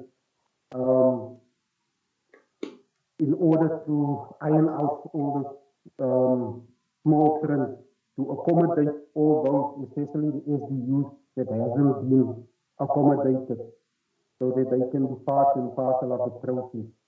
So yeah, that is the point from the Western Cape. So my suggestion would be is that if we can have a conference from the week of the 21st until the 23rd to discuss the policy issues, and then we can go over on the weekend as planned to then go over to the elective part. Then that will assist us to still be within our time frame and also then achieve unity at the same time. Jacob, this is just my point of view, and just wanted to give you an update on what the standing is with the Western Cape. Thank you, Congressman. Okay, thanks, Regan. Motoman, I don't know whether I'm able to raise my hand. But oh, yeah, sorry. Yes, Commissioner. Whenever you can see it. Yeah, no, definitely. I wanted to share light on some of the questions so that maybe that could go ahead. Discussion. I hope you don't mind, Motoman. I know you've been there earlier, but go ahead, Commissioner. Correct. Am I audible, Comrade Malik? 100%. Okay, the comrade here. Go ahead, correct. Okay, fine. Here is a point, comrades. Comrade Study asked a question on proportional representation. I think the issue on proportional representation was more influenced by the product of the database from DMV of the people who have got forced numbers. Because this conference must be attended by people with forced numbers. If they don't have forced numbers, they must be in the CPR. If they don't, if they're in the CPR or they may not have the forced number or the CPR, there is what we call the happy letter. And I must clarify, the happy letter is not that letter that was coming from the MVA's office. It's a letter that comes from DMV that endorses that this comrade has been verified, is this in the system now, his papers are being updated, and his MK. That's what determines those that must attend the conference. Now that number of DMV varies from one province to the other in terms of how many people are in what province. Now we work the proportional distribution of delegates on the strength of that number of those numbers that came from the DMV. And that's what gave us how many delegates should come from each province. I must indicate this, comrades. Not all provinces have detachments, all of them. It could be Gauteng and KZN that might have all generations, but other provinces do not. And the reason is as a result of upheavals that ensued from one area to the other. If you look at our detachment, you'll find that a particular majority might be coming from a specific province and other provinces might not have, because the upheaval that might have unfolded in a specific province did not impact on the other province, and the majority of a particular detachment come. The example, June 16. You would not find June 16 in the Free State or in Northern Cape or March of it in Mpumalanga or the Mpopo. You'll find it in Soweto and Joburg in the main and the surrounding areas. Some elements of June 16 that you'll get in other provinces would have been those that were students in Gauteng and Soweto at the time of June 16 have gone back home. And that area, therefore, then has got a June 16. But in the main, you wouldn't have found comrades leaving Bloemfontein because it was June 16 when it was not even enlightened. So we work on those proportional aspects based on that. We wanted ideally to say it does not matter where you come from, detachment must attend that conference equally. And Comrade Sali's observation is quite scientific. Because even if we are saying equally, the unfortunate situation that we are faced with is that if we don't get a June 16 in a particular province, then we shall have to spread that number in other detachments that are available in that province on an equal basis, irrespective of which one is more than the other. For as long as they have the number, the numbers will be shared accordingly. Because we truly and honestly would want to see detachment represented in this conference. But that observation that Comrade Sali gave Comrade Malik is quite also deep. Deep in a sense that you might find that a particular generation might have people across the country in all the detachment, and they might be holding a particular position, and they might sway the conference the other way against other detachment. So that is my account on proportionality. It is necessarily not what we thumbsuck. We battled with the figures that were coming from DMV. But I want to close this proportionality to say it is not conclusive, because even those provinces that are giving us ridiculous numbers, they suffer the consequences of being disqualified. Because you find those numbers, they are not in the database, they are not in the CPR, they don't have anything that can convince. So we advise all the time that as and when comrades elect delegates, they must ensure that they've got all the requirements needed. But as always, you'll find people giving distortions and the numbers are falling out. And our attitude is, if in a given province you give us numbers, and those numbers happen not to be in the database or in the CPR or any other form, like the happy letter, when that person falls off, there's no recourse to replace that person. So that too might help along the way to ensure that we end up with the necessary numbers that the detachment should actually enjoy in that conference. Now, the legitimacy. There is a question around what legitimized processes. And I'm sure comrades will understand that any process and product that's determined by the conference is legitimate enough. And whoever does not respect that process, then that person is a problem. Because in any given organization, any conference serves to be the highest decision-making structure. So if this conference says elective, or if this conference ends up saying consultative, or if this conference says by appointment, and that happens, when we leave that conference, anyone and everybody who happens to be a member of MK shall have to accede to that decision of a conference. Now, I don't want to answer what Comrade Moss asked, because those are pertinent questions. You know, pertinent questions around what do we need here? Do we need people who, out of popularity, that may not be related to their needs to be elected? Or do we need to identify people with the necessary requisite to take us forward? The same question that Comrade Moss was asking is in line with what Comrade Malik was asking.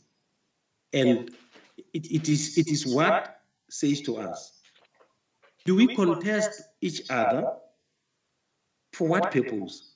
When in actual fact, we should congregate to access what belongs to us, which was never accessed for all this time, as we have been contesting one another. Now, the instruction that comes from the NEC says reconfiguration of a new structure that must address the welfare needs of MK cadres. It's unequivocal. It does not say use this constitution, it says reconfigure. It also impacts on the constitution that we must develop. Now, that constitution that we must develop goes in line with Comrade Chair, what Comrade Sali was raising. Comrade Sali was saying we should go to this conference with a constitutional guideline. So we need to commit comrades to begin to work on those guidelines. If we are to renew MK and to make it traverse the road never traversed before, we must organize constitutional guidelines that will ultimately result into the type of a constitution that goes in line with what Comrade Moss was asking. Comrade Sadi tested us to say there has to be some form of an organogram that will stipulate how people are populated in this new structure that we'll be thinking of. Because quite obviously, Comrade Mujaki was right. There's no way in which a conference can sit, even if it's consultative, and not assign comrades into responsibilities in one form or the other. And the form that I think seems to be quite supportive, it is that one of saying identification of potential. Now, Comrade Sadi then said, we need to clarify objectives. And I think we need to think along. If this meeting has to begin to spread its wings, is to dig deep into what objectives are we bringing those that must take us forward, and the product that will come out. Now, Comrade Malik then said, that process and the criteria must be well spelled, must be defined.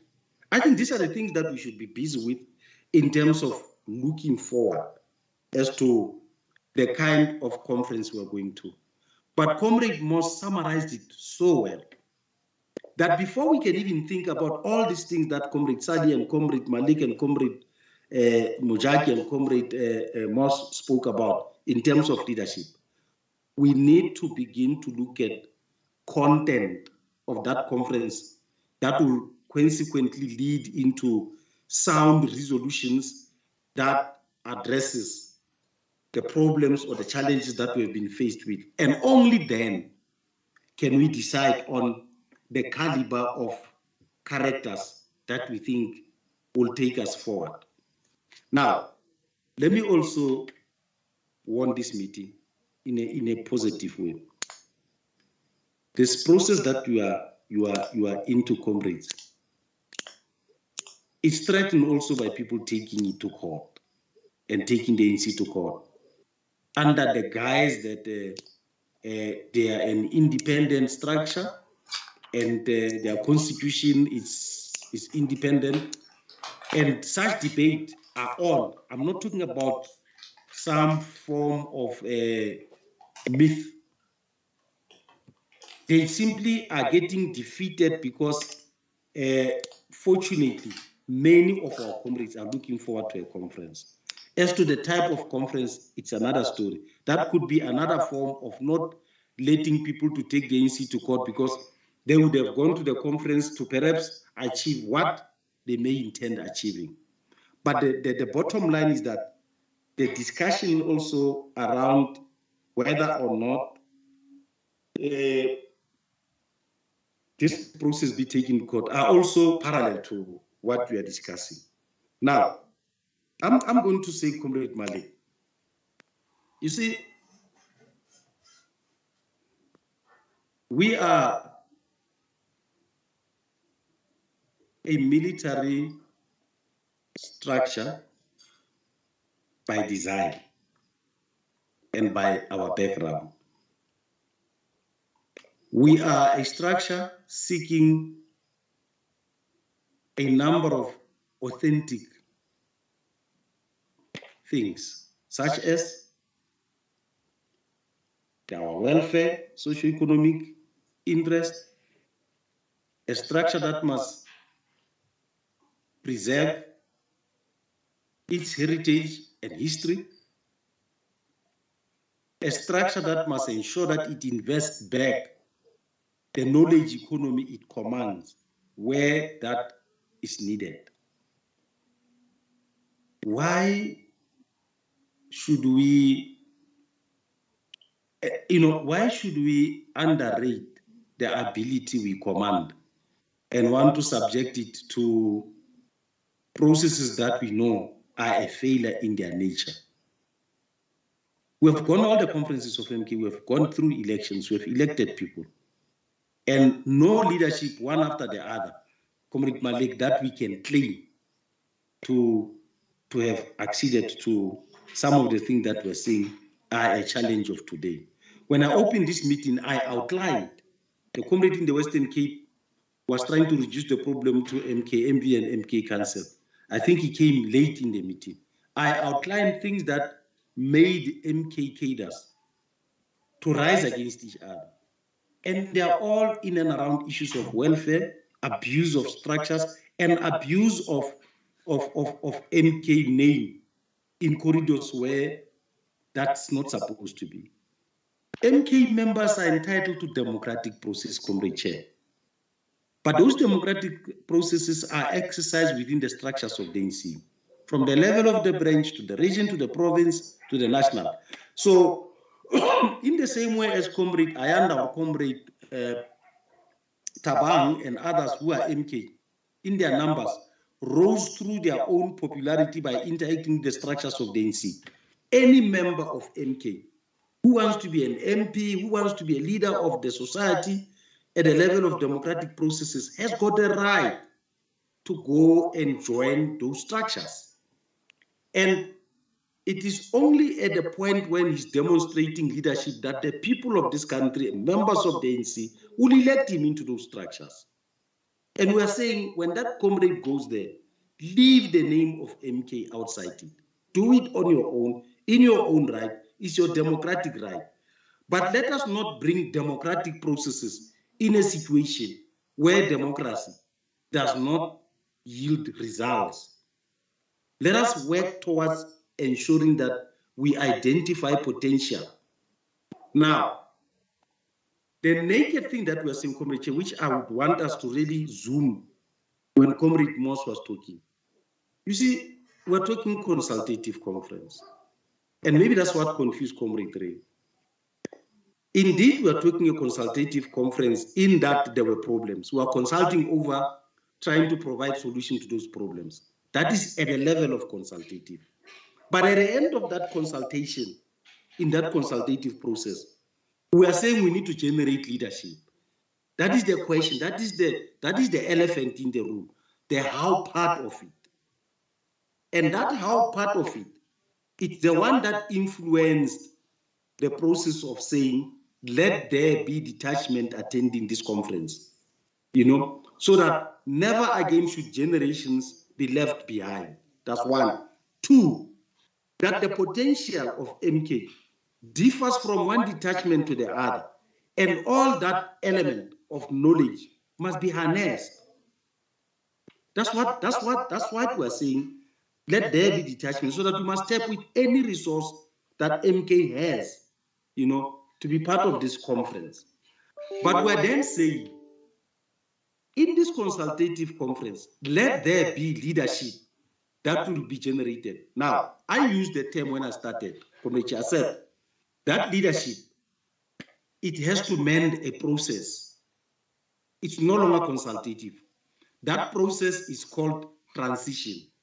From what MK structures have been and messing up to what MK structures should be and being refined. That process involved a serious transitional mechanism. Now, the comrade that we're going to commit must have the ability to mend transition. But what is interesting about transition, which we all may not like, is that it does not leave anybody behind. In the same MK MVA and in the same council, which they do not have constituency, the mistake that MK MVA and MK council members used to do is that our constituency, no structure has constituency. They existed in their own right to try and sell what they think is best in terms of MK members. But MK members pay allegiance to no constituency. We don't have that. Now, we are now saying, when the community of MK have identified these people who now will be mending transition, the conference must take into consideration that the knowledge economy that was within the two structures, together with new thinking, must be brought together so that they should work towards uniting MK in that transitional period. We can't come here and behave as if things have been normal. Hence, the consultative conference must ultimately arrive at transitional mechanism. And it is those transitional mechanisms that I'm referring to, that Comrade Sadi outlined them so much, so beautiful in point 4. And if there's any document that we must work around, it is around those points that Comrade Sadi was giving us.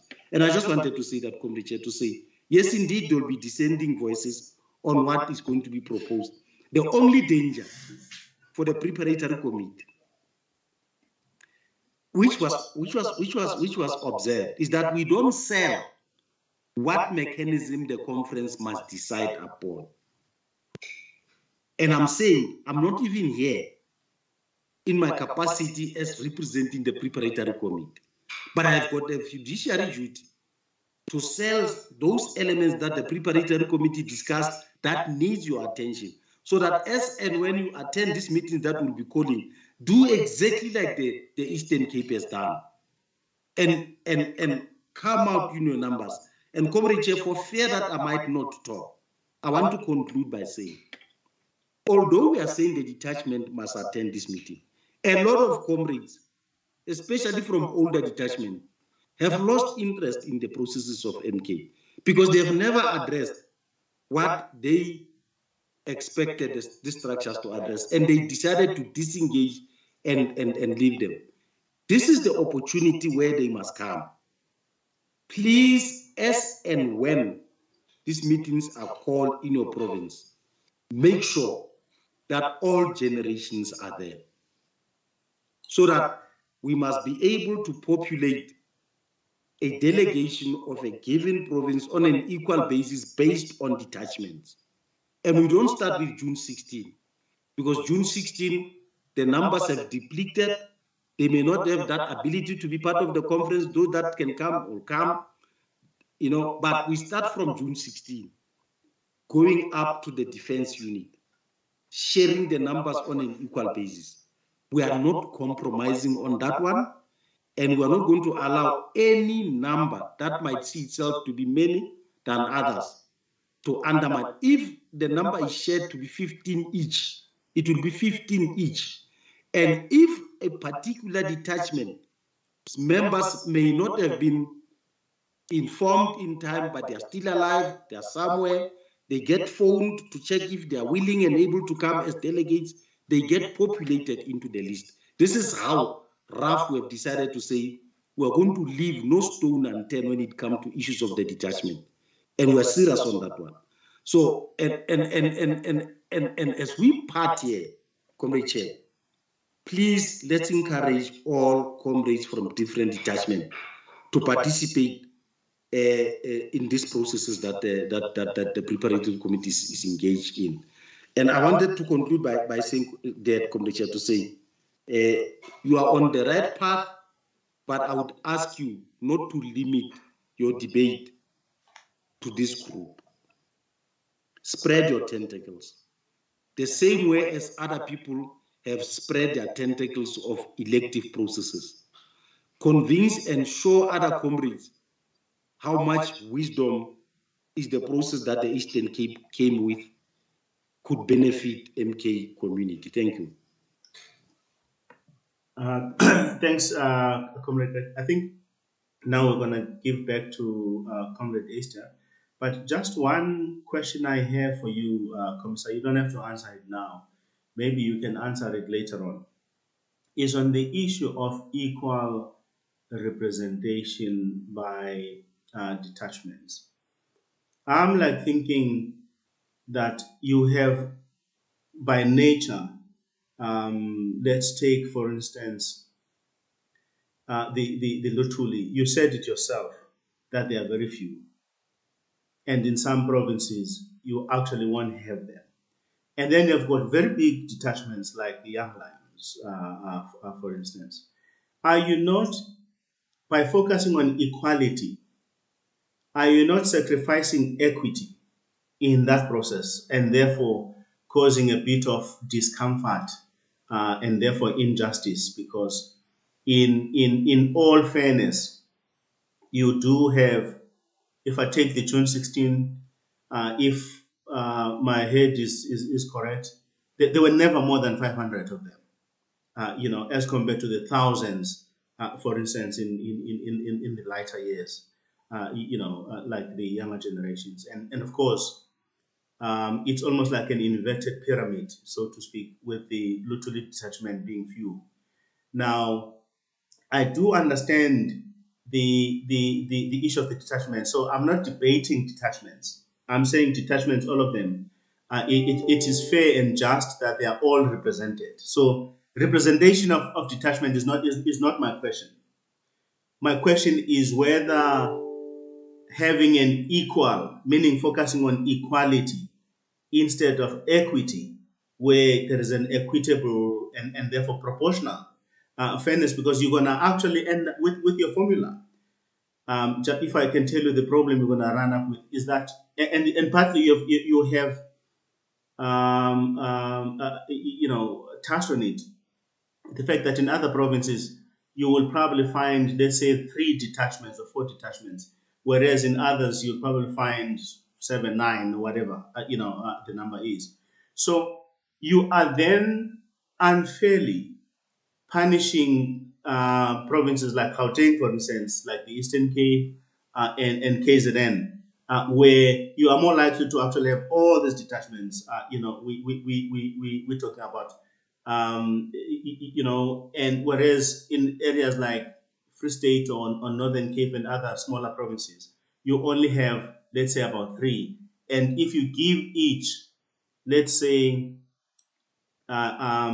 just for simplicity of numbers, 300 delegates for each province. Now, all of a sudden, you're going to have a skewed outcome, because there would be more, let's say, Madinoha coming out of Northern Cape than you actually have somewhere else, or, because they have taken the numbers of those detachments you do not have in those areas. So that's the difficulty I have, is let me fix that quickly, Comrade Malik. Okay. I hear what you are saying now. It makes economic sense. But I should have mentioned that from one province to the other, the numbers, as Comrade Sadi was asking about proportionality, that is where proportionality applied. They are not equal. Okay. Let me start with Gauteng. Gauteng has got 223. KZN has got 144. Eastern Cape has 79. Free State has got 24. Western Cape has 41. Mpumalanga has got 30. They differ. Now, when you deal with the detachment in that particular province, you deal with them on an equal basis. You get my point. When you come to Gauteng with that 223, when you deal with the detachment in Gauteng only, you distribute them on an equal basis. So okay. There's no, you get the point. So I do get that part now. Thanks for correcting me on that. Yeah. However, let's take Gauteng. Would you say it's fair and just to actually have the same number of delegates in each detachment, even though you know that you have got actually differences in size in these detachments? Yeah, but now that then applies to the following. What we were focusing in terms of making this conference a unique and different one that will answer to all the challenges that we are having. We should focus in making sure that all generations are there, but to also avoid a situation where you begin to bring detachment on an imbalanced basis, because should we go the elective route, then you will never see other detachment being represented. That's one. But two, is the conference going to deal with numbers of different detachment, or is the conference going to deal with the plight of MK cadres? I think our argument was based more on content, to say, let's bring all the detachment with different experience, different generations. They vary from one detachment to the other. For instance, Young Lions is the second biggest detachment. Internally trained or Panimulukwan actually is bigger than Young Lions. And then internally trained is bigger than all of them. You see, it's bigger than all of them. Now, but if you look at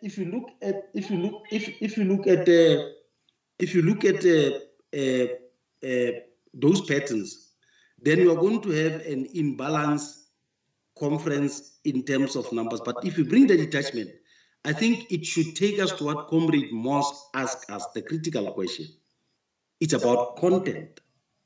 We must actually bring this detachment to deal with content, and we must also be cognizant to the fact that it's about dealing with the plight, and in no way we want to leave any ability.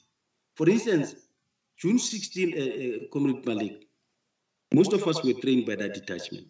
Yeah.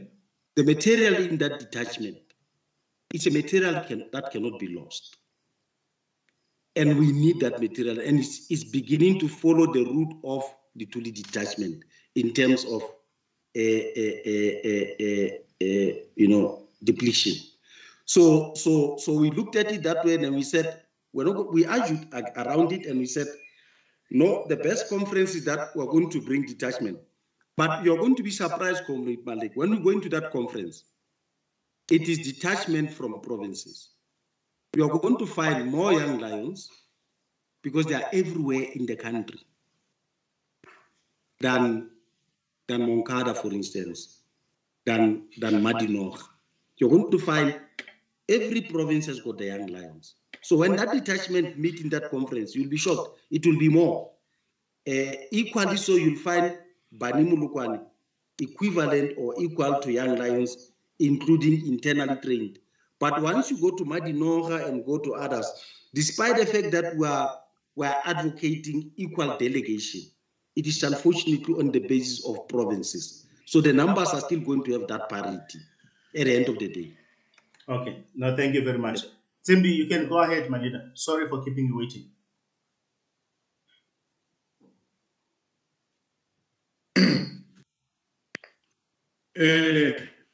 Thank you, Chair. You know, Chair, the contribution by Comrade Ray disturbed me a lot, because, I mean, Comrade Ray, in all fairness, here we are discussing as comrades, and we are trying to show each other, to convince each other about the dangers of taking the other route, but now you seem so adamant, determined to press for an elective conference. I mean, as the Eastern Cape, we made it clear in in our paper, that yes, a consultative conference that will come up with an interim leadership, because we have challenges of not knowing. We still have to sit down and convince each other as conference as to what kind of structure do we want. And at the same time, we still have challenges of the delegations, because when I listen to Comrade Gregory, I get lost. I get lost when he speaks about the delegation from provinces, then about detachments. I really get lost, because I know Gauteng has got the biggest delegation, then the others have got small delegations. And once, to me, you start talking about elective conference, it tells me that Gauteng will be there to bulldoze us like it has always happened.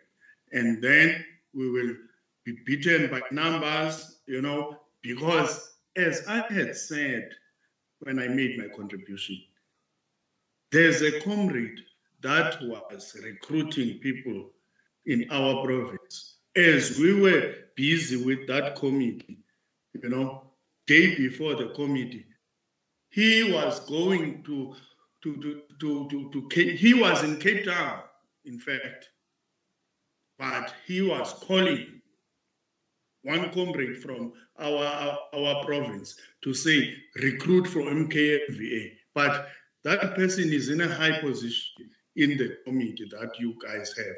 But now, for me, really, I'm just thinking that we are faced with a situation where we probably will have to agree to disagree and go and tackle this issue.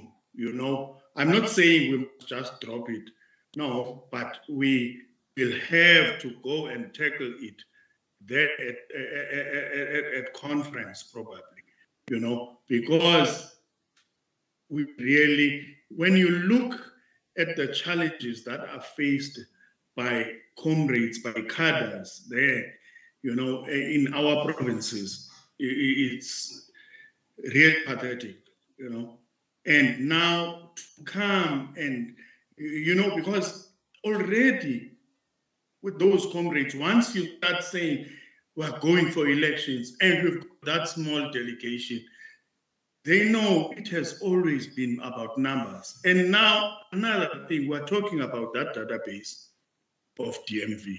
We know that database, that it was manipulated, by the former MKMVA. That thing is public knowledge, but we are saying let's go there because we are hoping that sanity will prevail, we'll be able to meet each other halfway and, come up with a solution, because it's not about us. It's about those comrades down there, who do not even have the connectivity devices that we have. They don't have these gadgets. They do not even have that data. They don't even, one of them came to my office today. I had to give him the small amount that I had. He was telling me he is staying with his child, with her daughter, and the daughter is paralyzed, but now he is living on the pension of her daughter because he has nothing. He said, I came here, I took a taxi, a pension. So, I mean, really, must really think about the people that we are fighting for here. Thank you, Comrade. No, thanks for that. Who has not spoken? Is there anybody else who's actually, Majaki, I can see you. Is there anybody else whose voice we haven't heard today who would like to say something?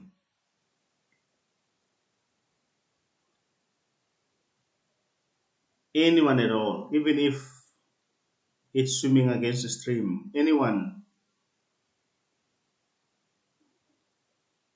Is there anyone else who actually feel that there should be an elective conference instead of a consultative? Anybody else?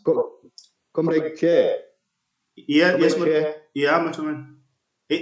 Are you for elective conference?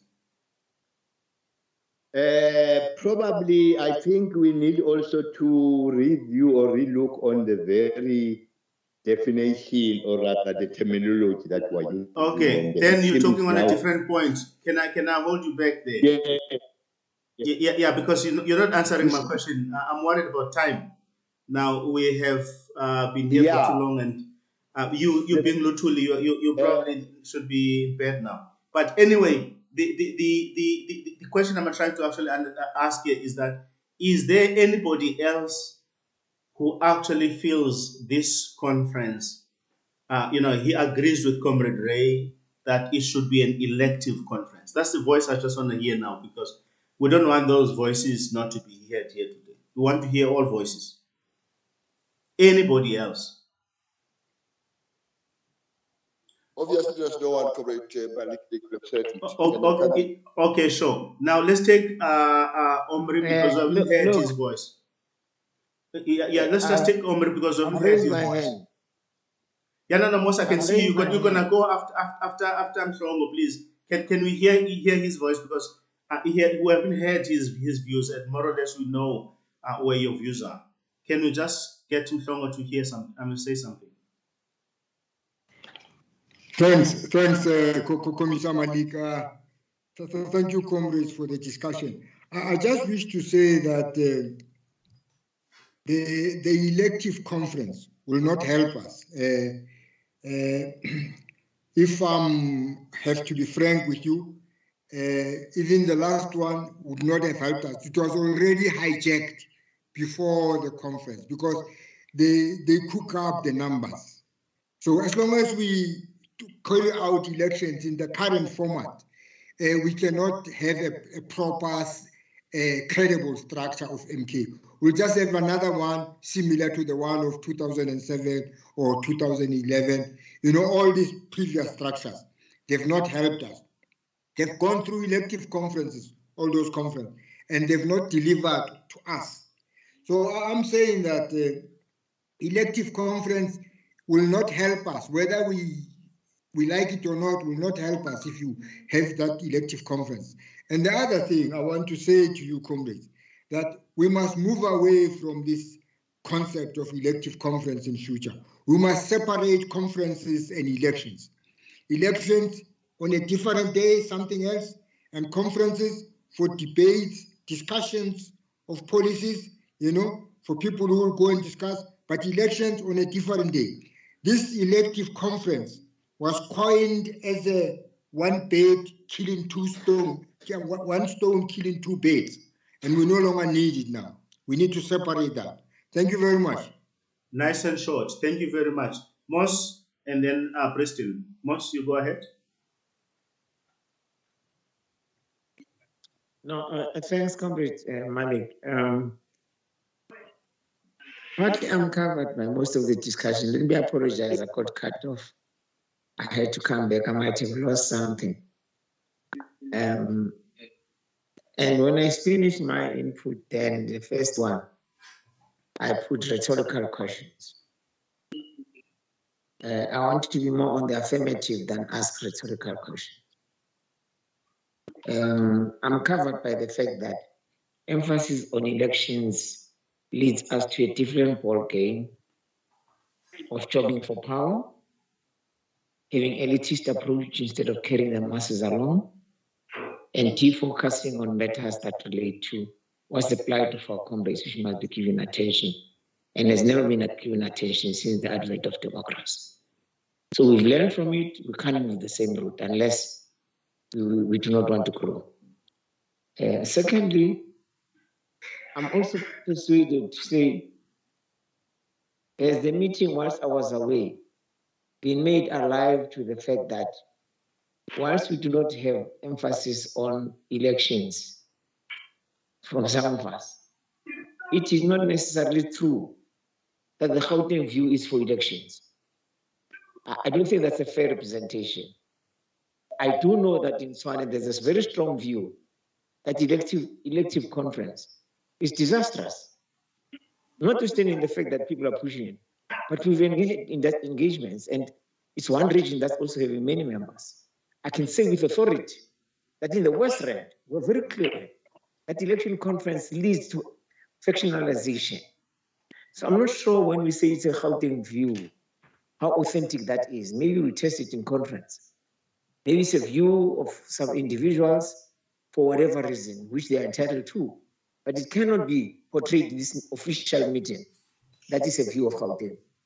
Lastly, on my side, I want to raise the issue of, we've discussed policy papers in anticipation of the conference, so that in addition to whoever leadership we nominate or appoint as men and women of integrity, we know each other.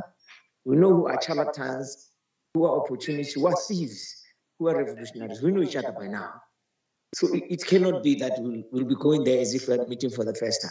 So we can be able to choose across departments, women of integrity, who can lead us to a situation where the plight of our cadres is addressed, rather than the propensity of people to lead at all costs, including stealing after leading.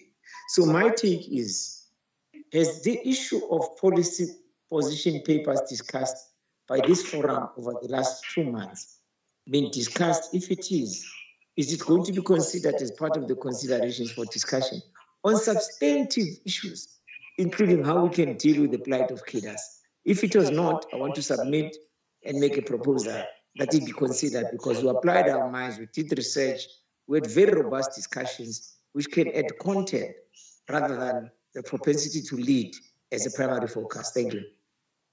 Yeah, thanks, Commissioner Moss. In fact, the last part that you actually raised, that's exactly what I wanted to say, that we do have a potential proposal that could solve some of these problems we're talking about, because we like Moses said, we actually went through the motions, but of course it's very difficult talking from the chair to actually share that, but maybe I can do that at the end when there are no hands, just to show one slide where we're actually attempting to solve some of these problems, and then we can make those documents available.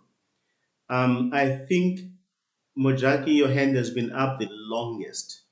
If we can keep it brief, my brother, and we come up with new ones, as in, yeah. Thank you very much, Comrade Chair. I'm very worried, sitting here and listening to the inputs that come there. The issue of a delegation that Comrade Greg and obviously the PrepCom are propagating and want to see happening. It's very, very seriously challenging to me, because if we are going to talk about who represents what structure and which province and which detachment, obviously we are focusing on having the elective conference, because that type of representation and delegation is based on the mandate that to elect other people. But what we are talking about, what we are trying to propagate here, is a conference that will consult on ascertaining that the needs of the cadres on the ground that was deprived all these years come to fruition. The promises that are made are actually given to us because we deserve that. I really shed tears when Mutsimbi was talking a few seconds ago, because you can hear me talking a lot like this, but Comrade Kraj and others will tell you, I don't even have a house myself. And yet you're talking about positions and having people on that thing. I'm not interested in the business and whatever, but can we have the basic things that we need? Now, we want a conference that will come up with policy, with principles, with directives that will make sure that the interests of the former cadres are taken care of, rather than to die as Papa. Most of us have already passed away on these things. I want us to engage Gauteng in whatever means that we can. And I think I agree with Comrade Mosi that it may not necessarily be the decision of Gauteng, because as far as I'm concerned, Gauteng will only be coming up with a decision on the 5th or the 6th, whenever the PrepCom will be there. That's when they will be coming. Unless some people of Gauteng are defying the ban order of the ANC and are meeting clandestine the SMKNC or SMKNA to propagate whatever agenda that they want. That's a very serious problem for me to understand these things. Can we please, comrade, focus on the actual facts that we are supposed to be dealing with? I did not hear anybody giving us the reasons why should we have an elective conference. Because if we are going to talk about that is a democratic right, I think we are misplaced. Yeah, no, yes, no, we are civilian now.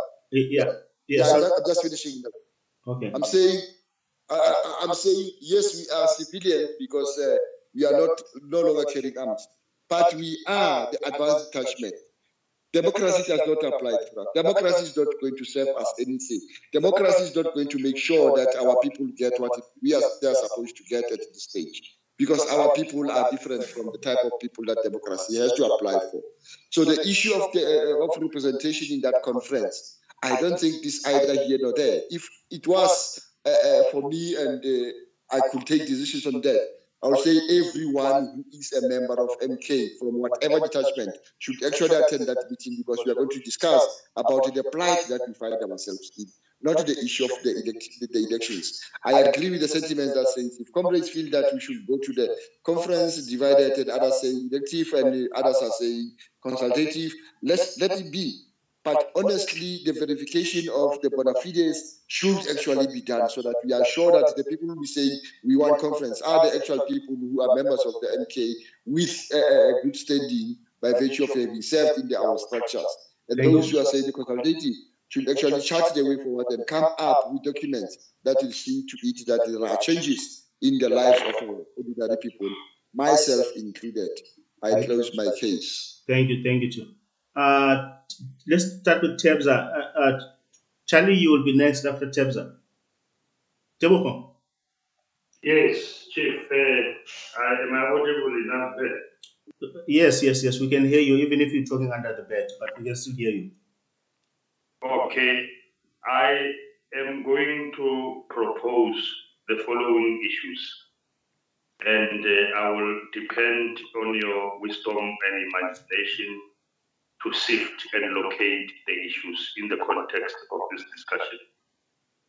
Number one would be the development of a conference guidelines.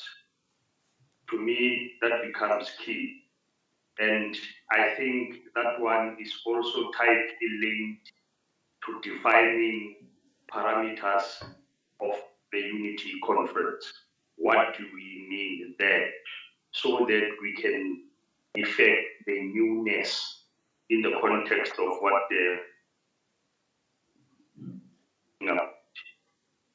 number two would be to develop some policy or proposals around the interim institutional arrangements, which is like your constitution or the organogram, which is based on current challenges and maybe to draw from imperatives coming from the Military Veterans Act. Number three would be to develop a paper or propositions around the code of conduct, which would be based on our historical experiences and also to reflect on the gist of divisions that have led us to the situation that we find ourselves in today. And I think Comrade Gregory has articulated those gists of divisions quite clearly.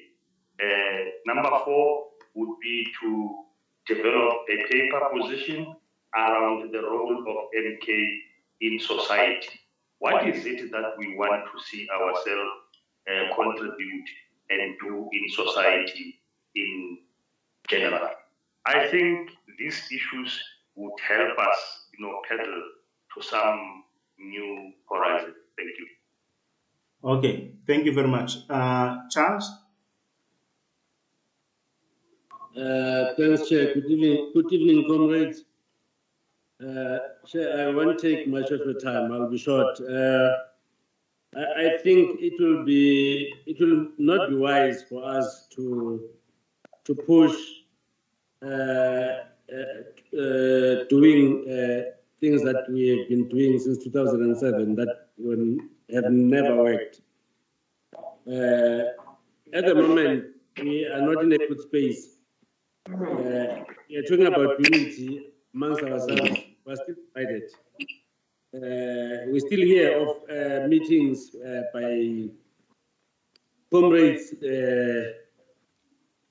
planning to be MKMDA with their leaders and all that, planning for the conference. And if we approach this conference thing the same way, we will go there divided as two or more camps with slates, and we will not achieve what we seek in terms of unity. It will be just war against factions, and whoever has the upper hand at that moment, they win the leadership positions, and that's it. But that will not make us different from what has been happening all the years. That will not make any change to the lives of our comrades who are suffering up to this day, with no jobs, no housing. I think we need to reconsider what we want. I'm in support of the comrades that says what is pertinent is for us coming up with ways of achieving the unity, addressing the plight of us as military veterans. I think the leadership thing is secondary.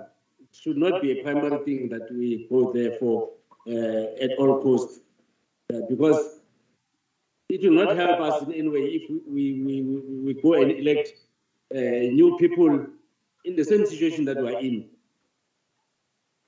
Because this has been used as a vehicle to get into cabinet, to ministerial position or deputy ministerial positions, and nothing to do with us as ordinary MK, former MK members. So my submission is that let's reconsider having a conference that will be coming up with policy positions and reimagining what we stand for as an association and what we are going to be pursuing as an association before going into the leadership issue of the association. That's my submission, Chair. Thank you. No, thank you very much. Comrade Matomen, I know your hand has been up. Can you make it brief? We don't repeat anything that has been said for the best benefit of time. Yeah. Please, thanks. Yeah, I think here it's the question of us probably defining what we mean by consultative. If we talk, because one may think by consultative conference we mean a talk show. That is something different, I think, from what Eastern Cape is proposing.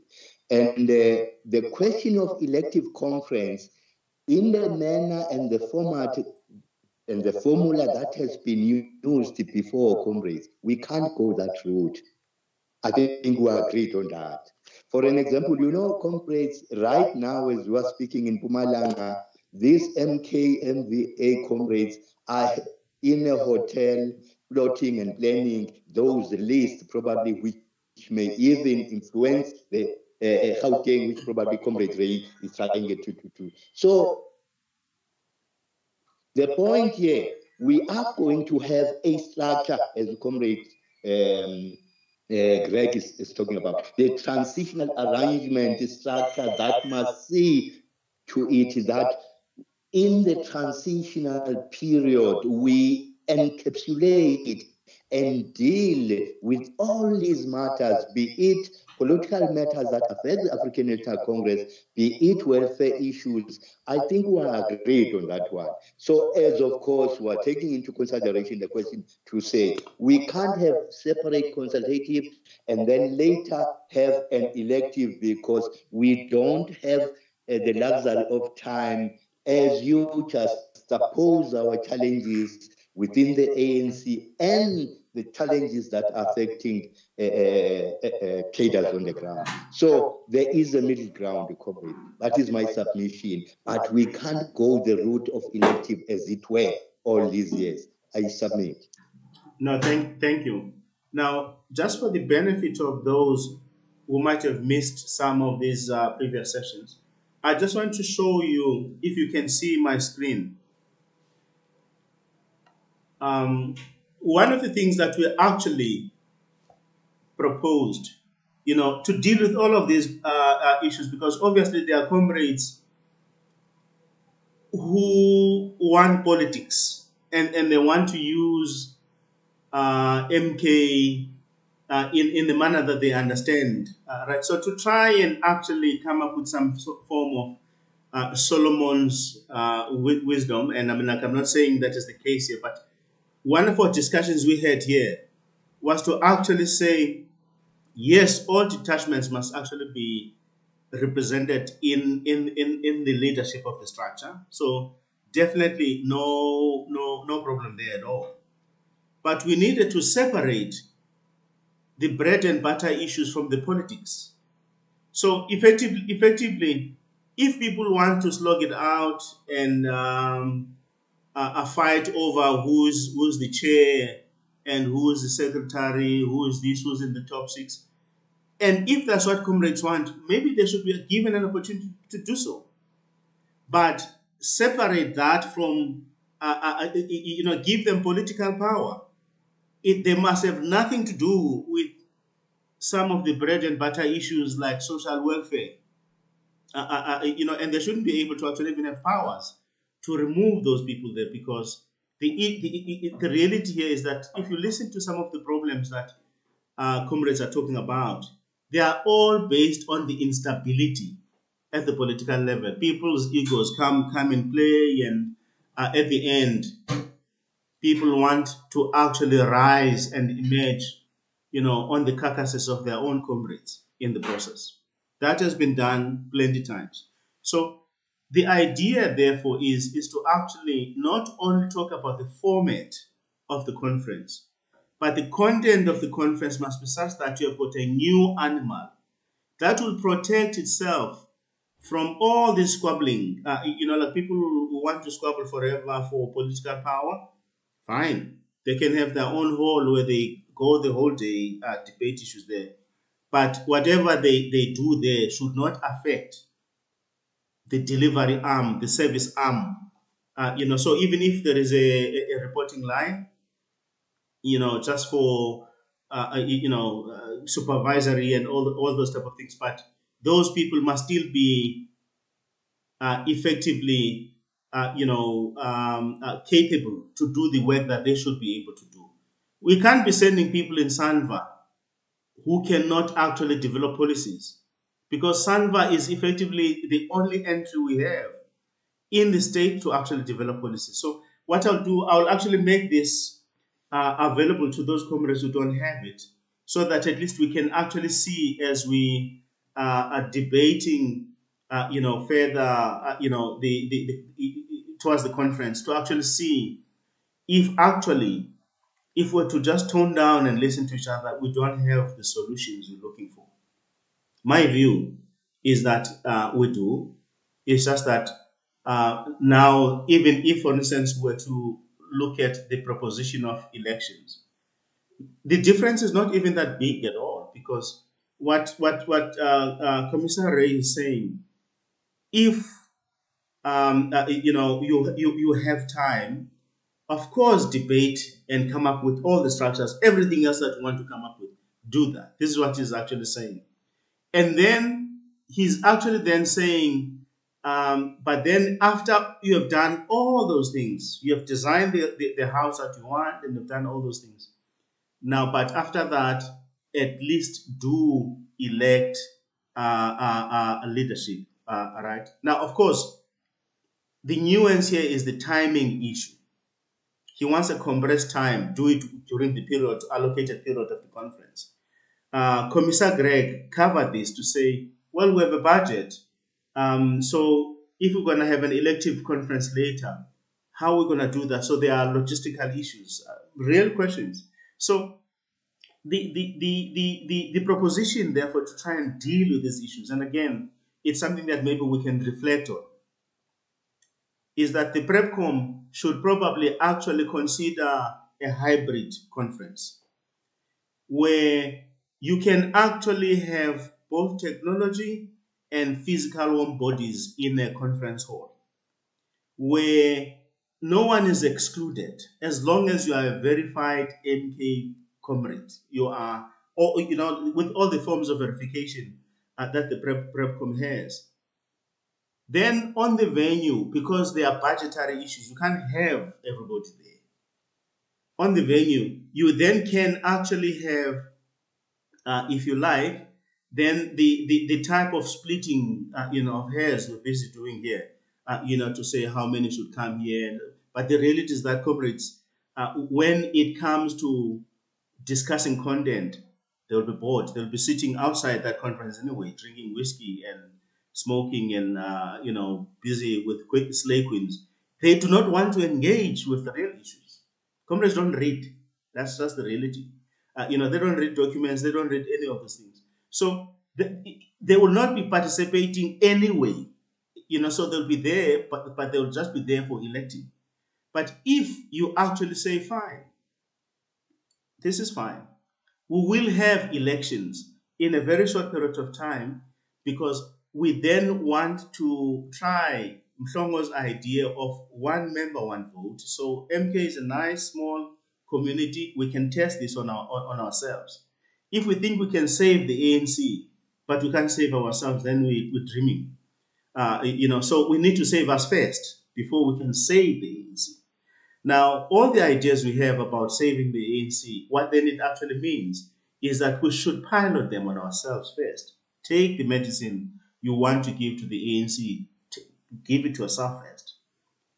So if you want the ANC to give up factions, and elect leaders on merit, this is what we have to do for ourselves first. No ANC will not actually believe us if we say they must do something we're not doing. That's actually one of them. So that's why there is more merit on Mhlongo's idea of separating the issue of electing people and designing what you want to actually design. So let's go to this conference. This conference must not be postponed at all costs. It must happen. In there, let's actually then have, at the very least, appoint people who will actually do the actual work of making sure that comrades have bread on the table. And the politicians and the people who want to be electing and they can have their show, but comrades must also be given an opportunity on a one member, one vote using technology, that can be easily used. So the interim leadership should then be investigating. Its mandate is very brief. Investigate how we can actually make sure that within a very short period of time, every member of MK who's verified actually will be able to elect, nominate, and elect. And those who want to campaign, they must do it openly. Fine, that's their show. But people shouldn't be suffering, because of the political squabbles and then the service arm of of our needs suffering. Because there will never be peace unless our stomachs are full. There is absolutely no peaceful person than the one whose tummy is busy full, and because then at least they'll be busy rubbing it. But if it's empty, we'll be squabbling. So I sort of think that what I'm sharing is exactly what we had discussed before, for the benefit of those who are actually with us here for the first time today. But I'll make sure that comrades do get the document. If you can, share your email addresses, and then I can send it on email.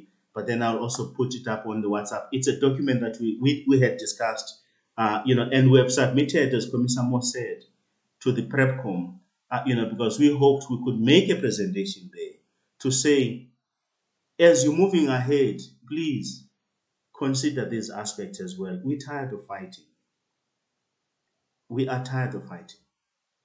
And effectively, I'll probably just end it up on my side, and then maybe we give it to Commissioner Moss to close it down if there is nobody else who has got anything else to say. I think on my side, I'll just thank everybody here, and hopefully we can find the reason why we joined MK in the first place. It was never about being what. It was always about changing material conditions, and if we can, I think this is what we actually need now. Is to be able to find that fire and do the right thing. This is what we actually need. We might think certain things we want, but you can never get enough of things you don't need. That's fact of life. You'll always want, and power is exactly that. Thanks, folks. Folks, and then Moss close it up. We have been here for 3 hours. I see people's blood sugar is down now, so they need to go eat. Mashamula. No, thanks, Commissioner, and good evening, Commissioner.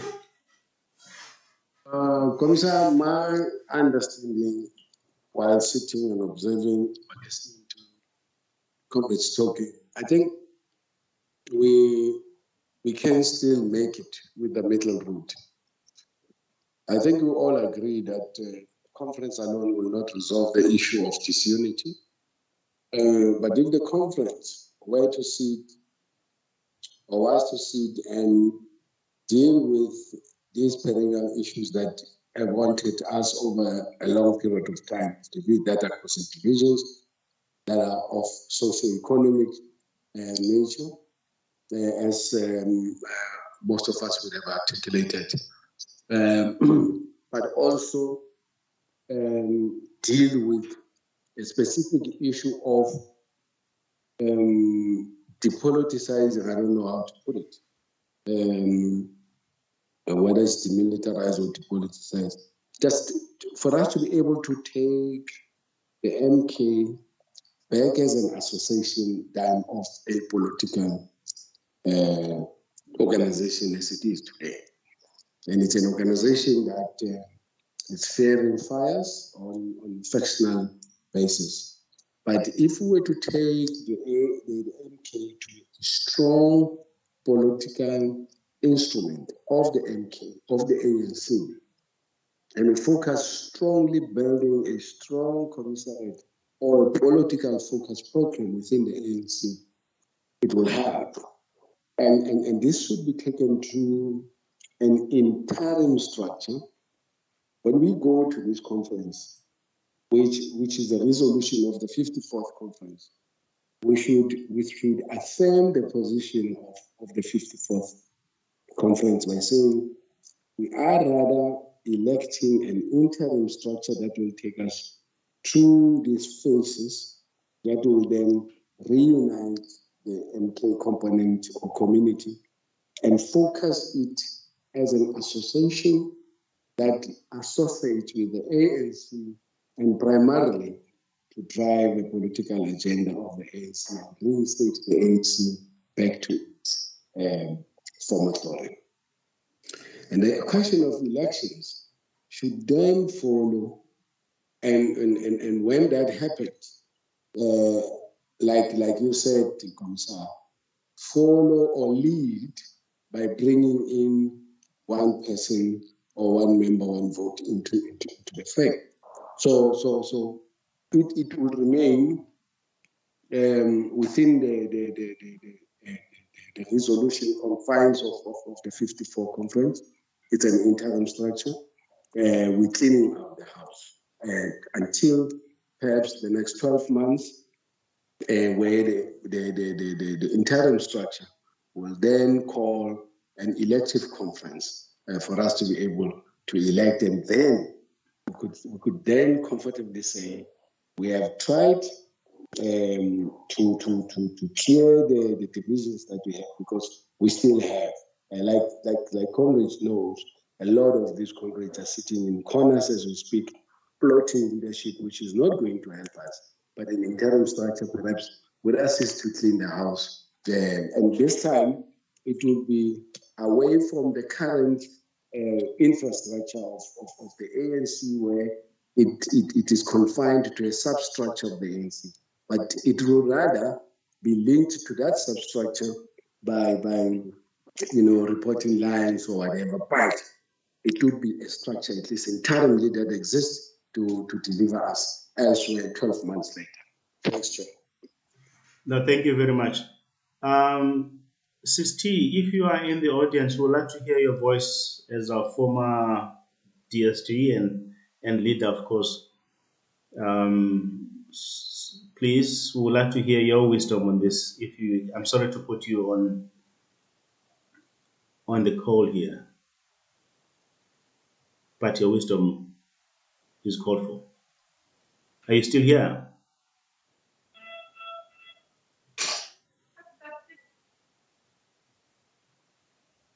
Commissioner. Yes. No, I was asking if Ambassador Sistenji is still in the audience. Just to talk to her troops and actually just maybe we will listen a little bit better.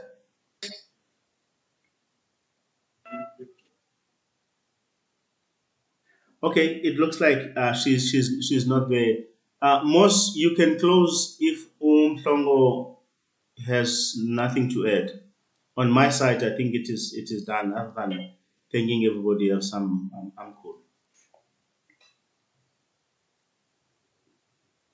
Thank you, Comrade Malik, for really helping navigate very muddy and very dangerous waters. It's not an easy process, but you've been able to make us all think out of the box and get the priorities right. That is not about us one at a time. It's about addressing the plight of those who fought for this freedom, who, when we lead, we must be servants to them and leaders to them. Secondly, I think we are concluding also that this is more a festival of ideas. It's not an end in itself. We still have Gauteng leg on the 5th, and then we have a conference on the 23rd to 27th. So let's take it as a process towards refining our thinking until we land on the 23rd. So there's still room for many areas that have been canvassed here to find expression in the manner we approach this conference. And that's commendable. The maturity was very clear to me among engagements here. Lastly, on my side, my take is that when you said you're distributing, it's not only the organogram and the structural issues. We have engaged many policy issues, including social, let me say, delivery issues for veterans. We've interrogated legislative, enabling legislation and policies.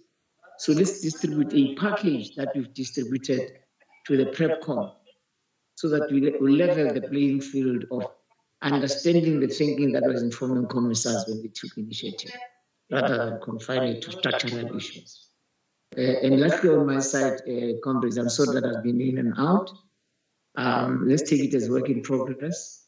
We'll distill some of the areas that need refinement as coordinators or facilitators of these sessions, and make sure that as we prepare for the conference itself, we don't lose some of the great ideas that came out. Thank you very much, and have a good night. Thank you. Amanda. Mazda. Good night, comrades. Thank you Good very night, much. comrades. Great, Greg. Keep it up. Yeah, thanks, Commissar Greg, for gracing us. We received quite a lot.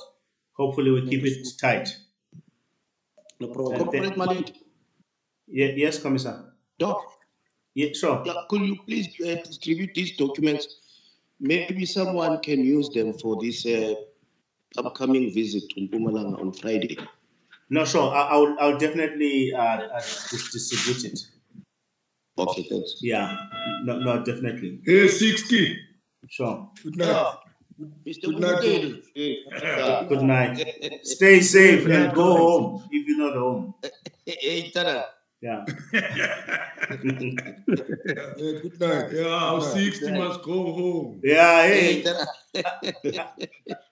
I don't want to be blamed for for keeping someone. I said no. I was coming with Comrade Malik the whole night. That's why I'm not coming home. No, it's done. People must go home. Oh, thanks, God. Thanks.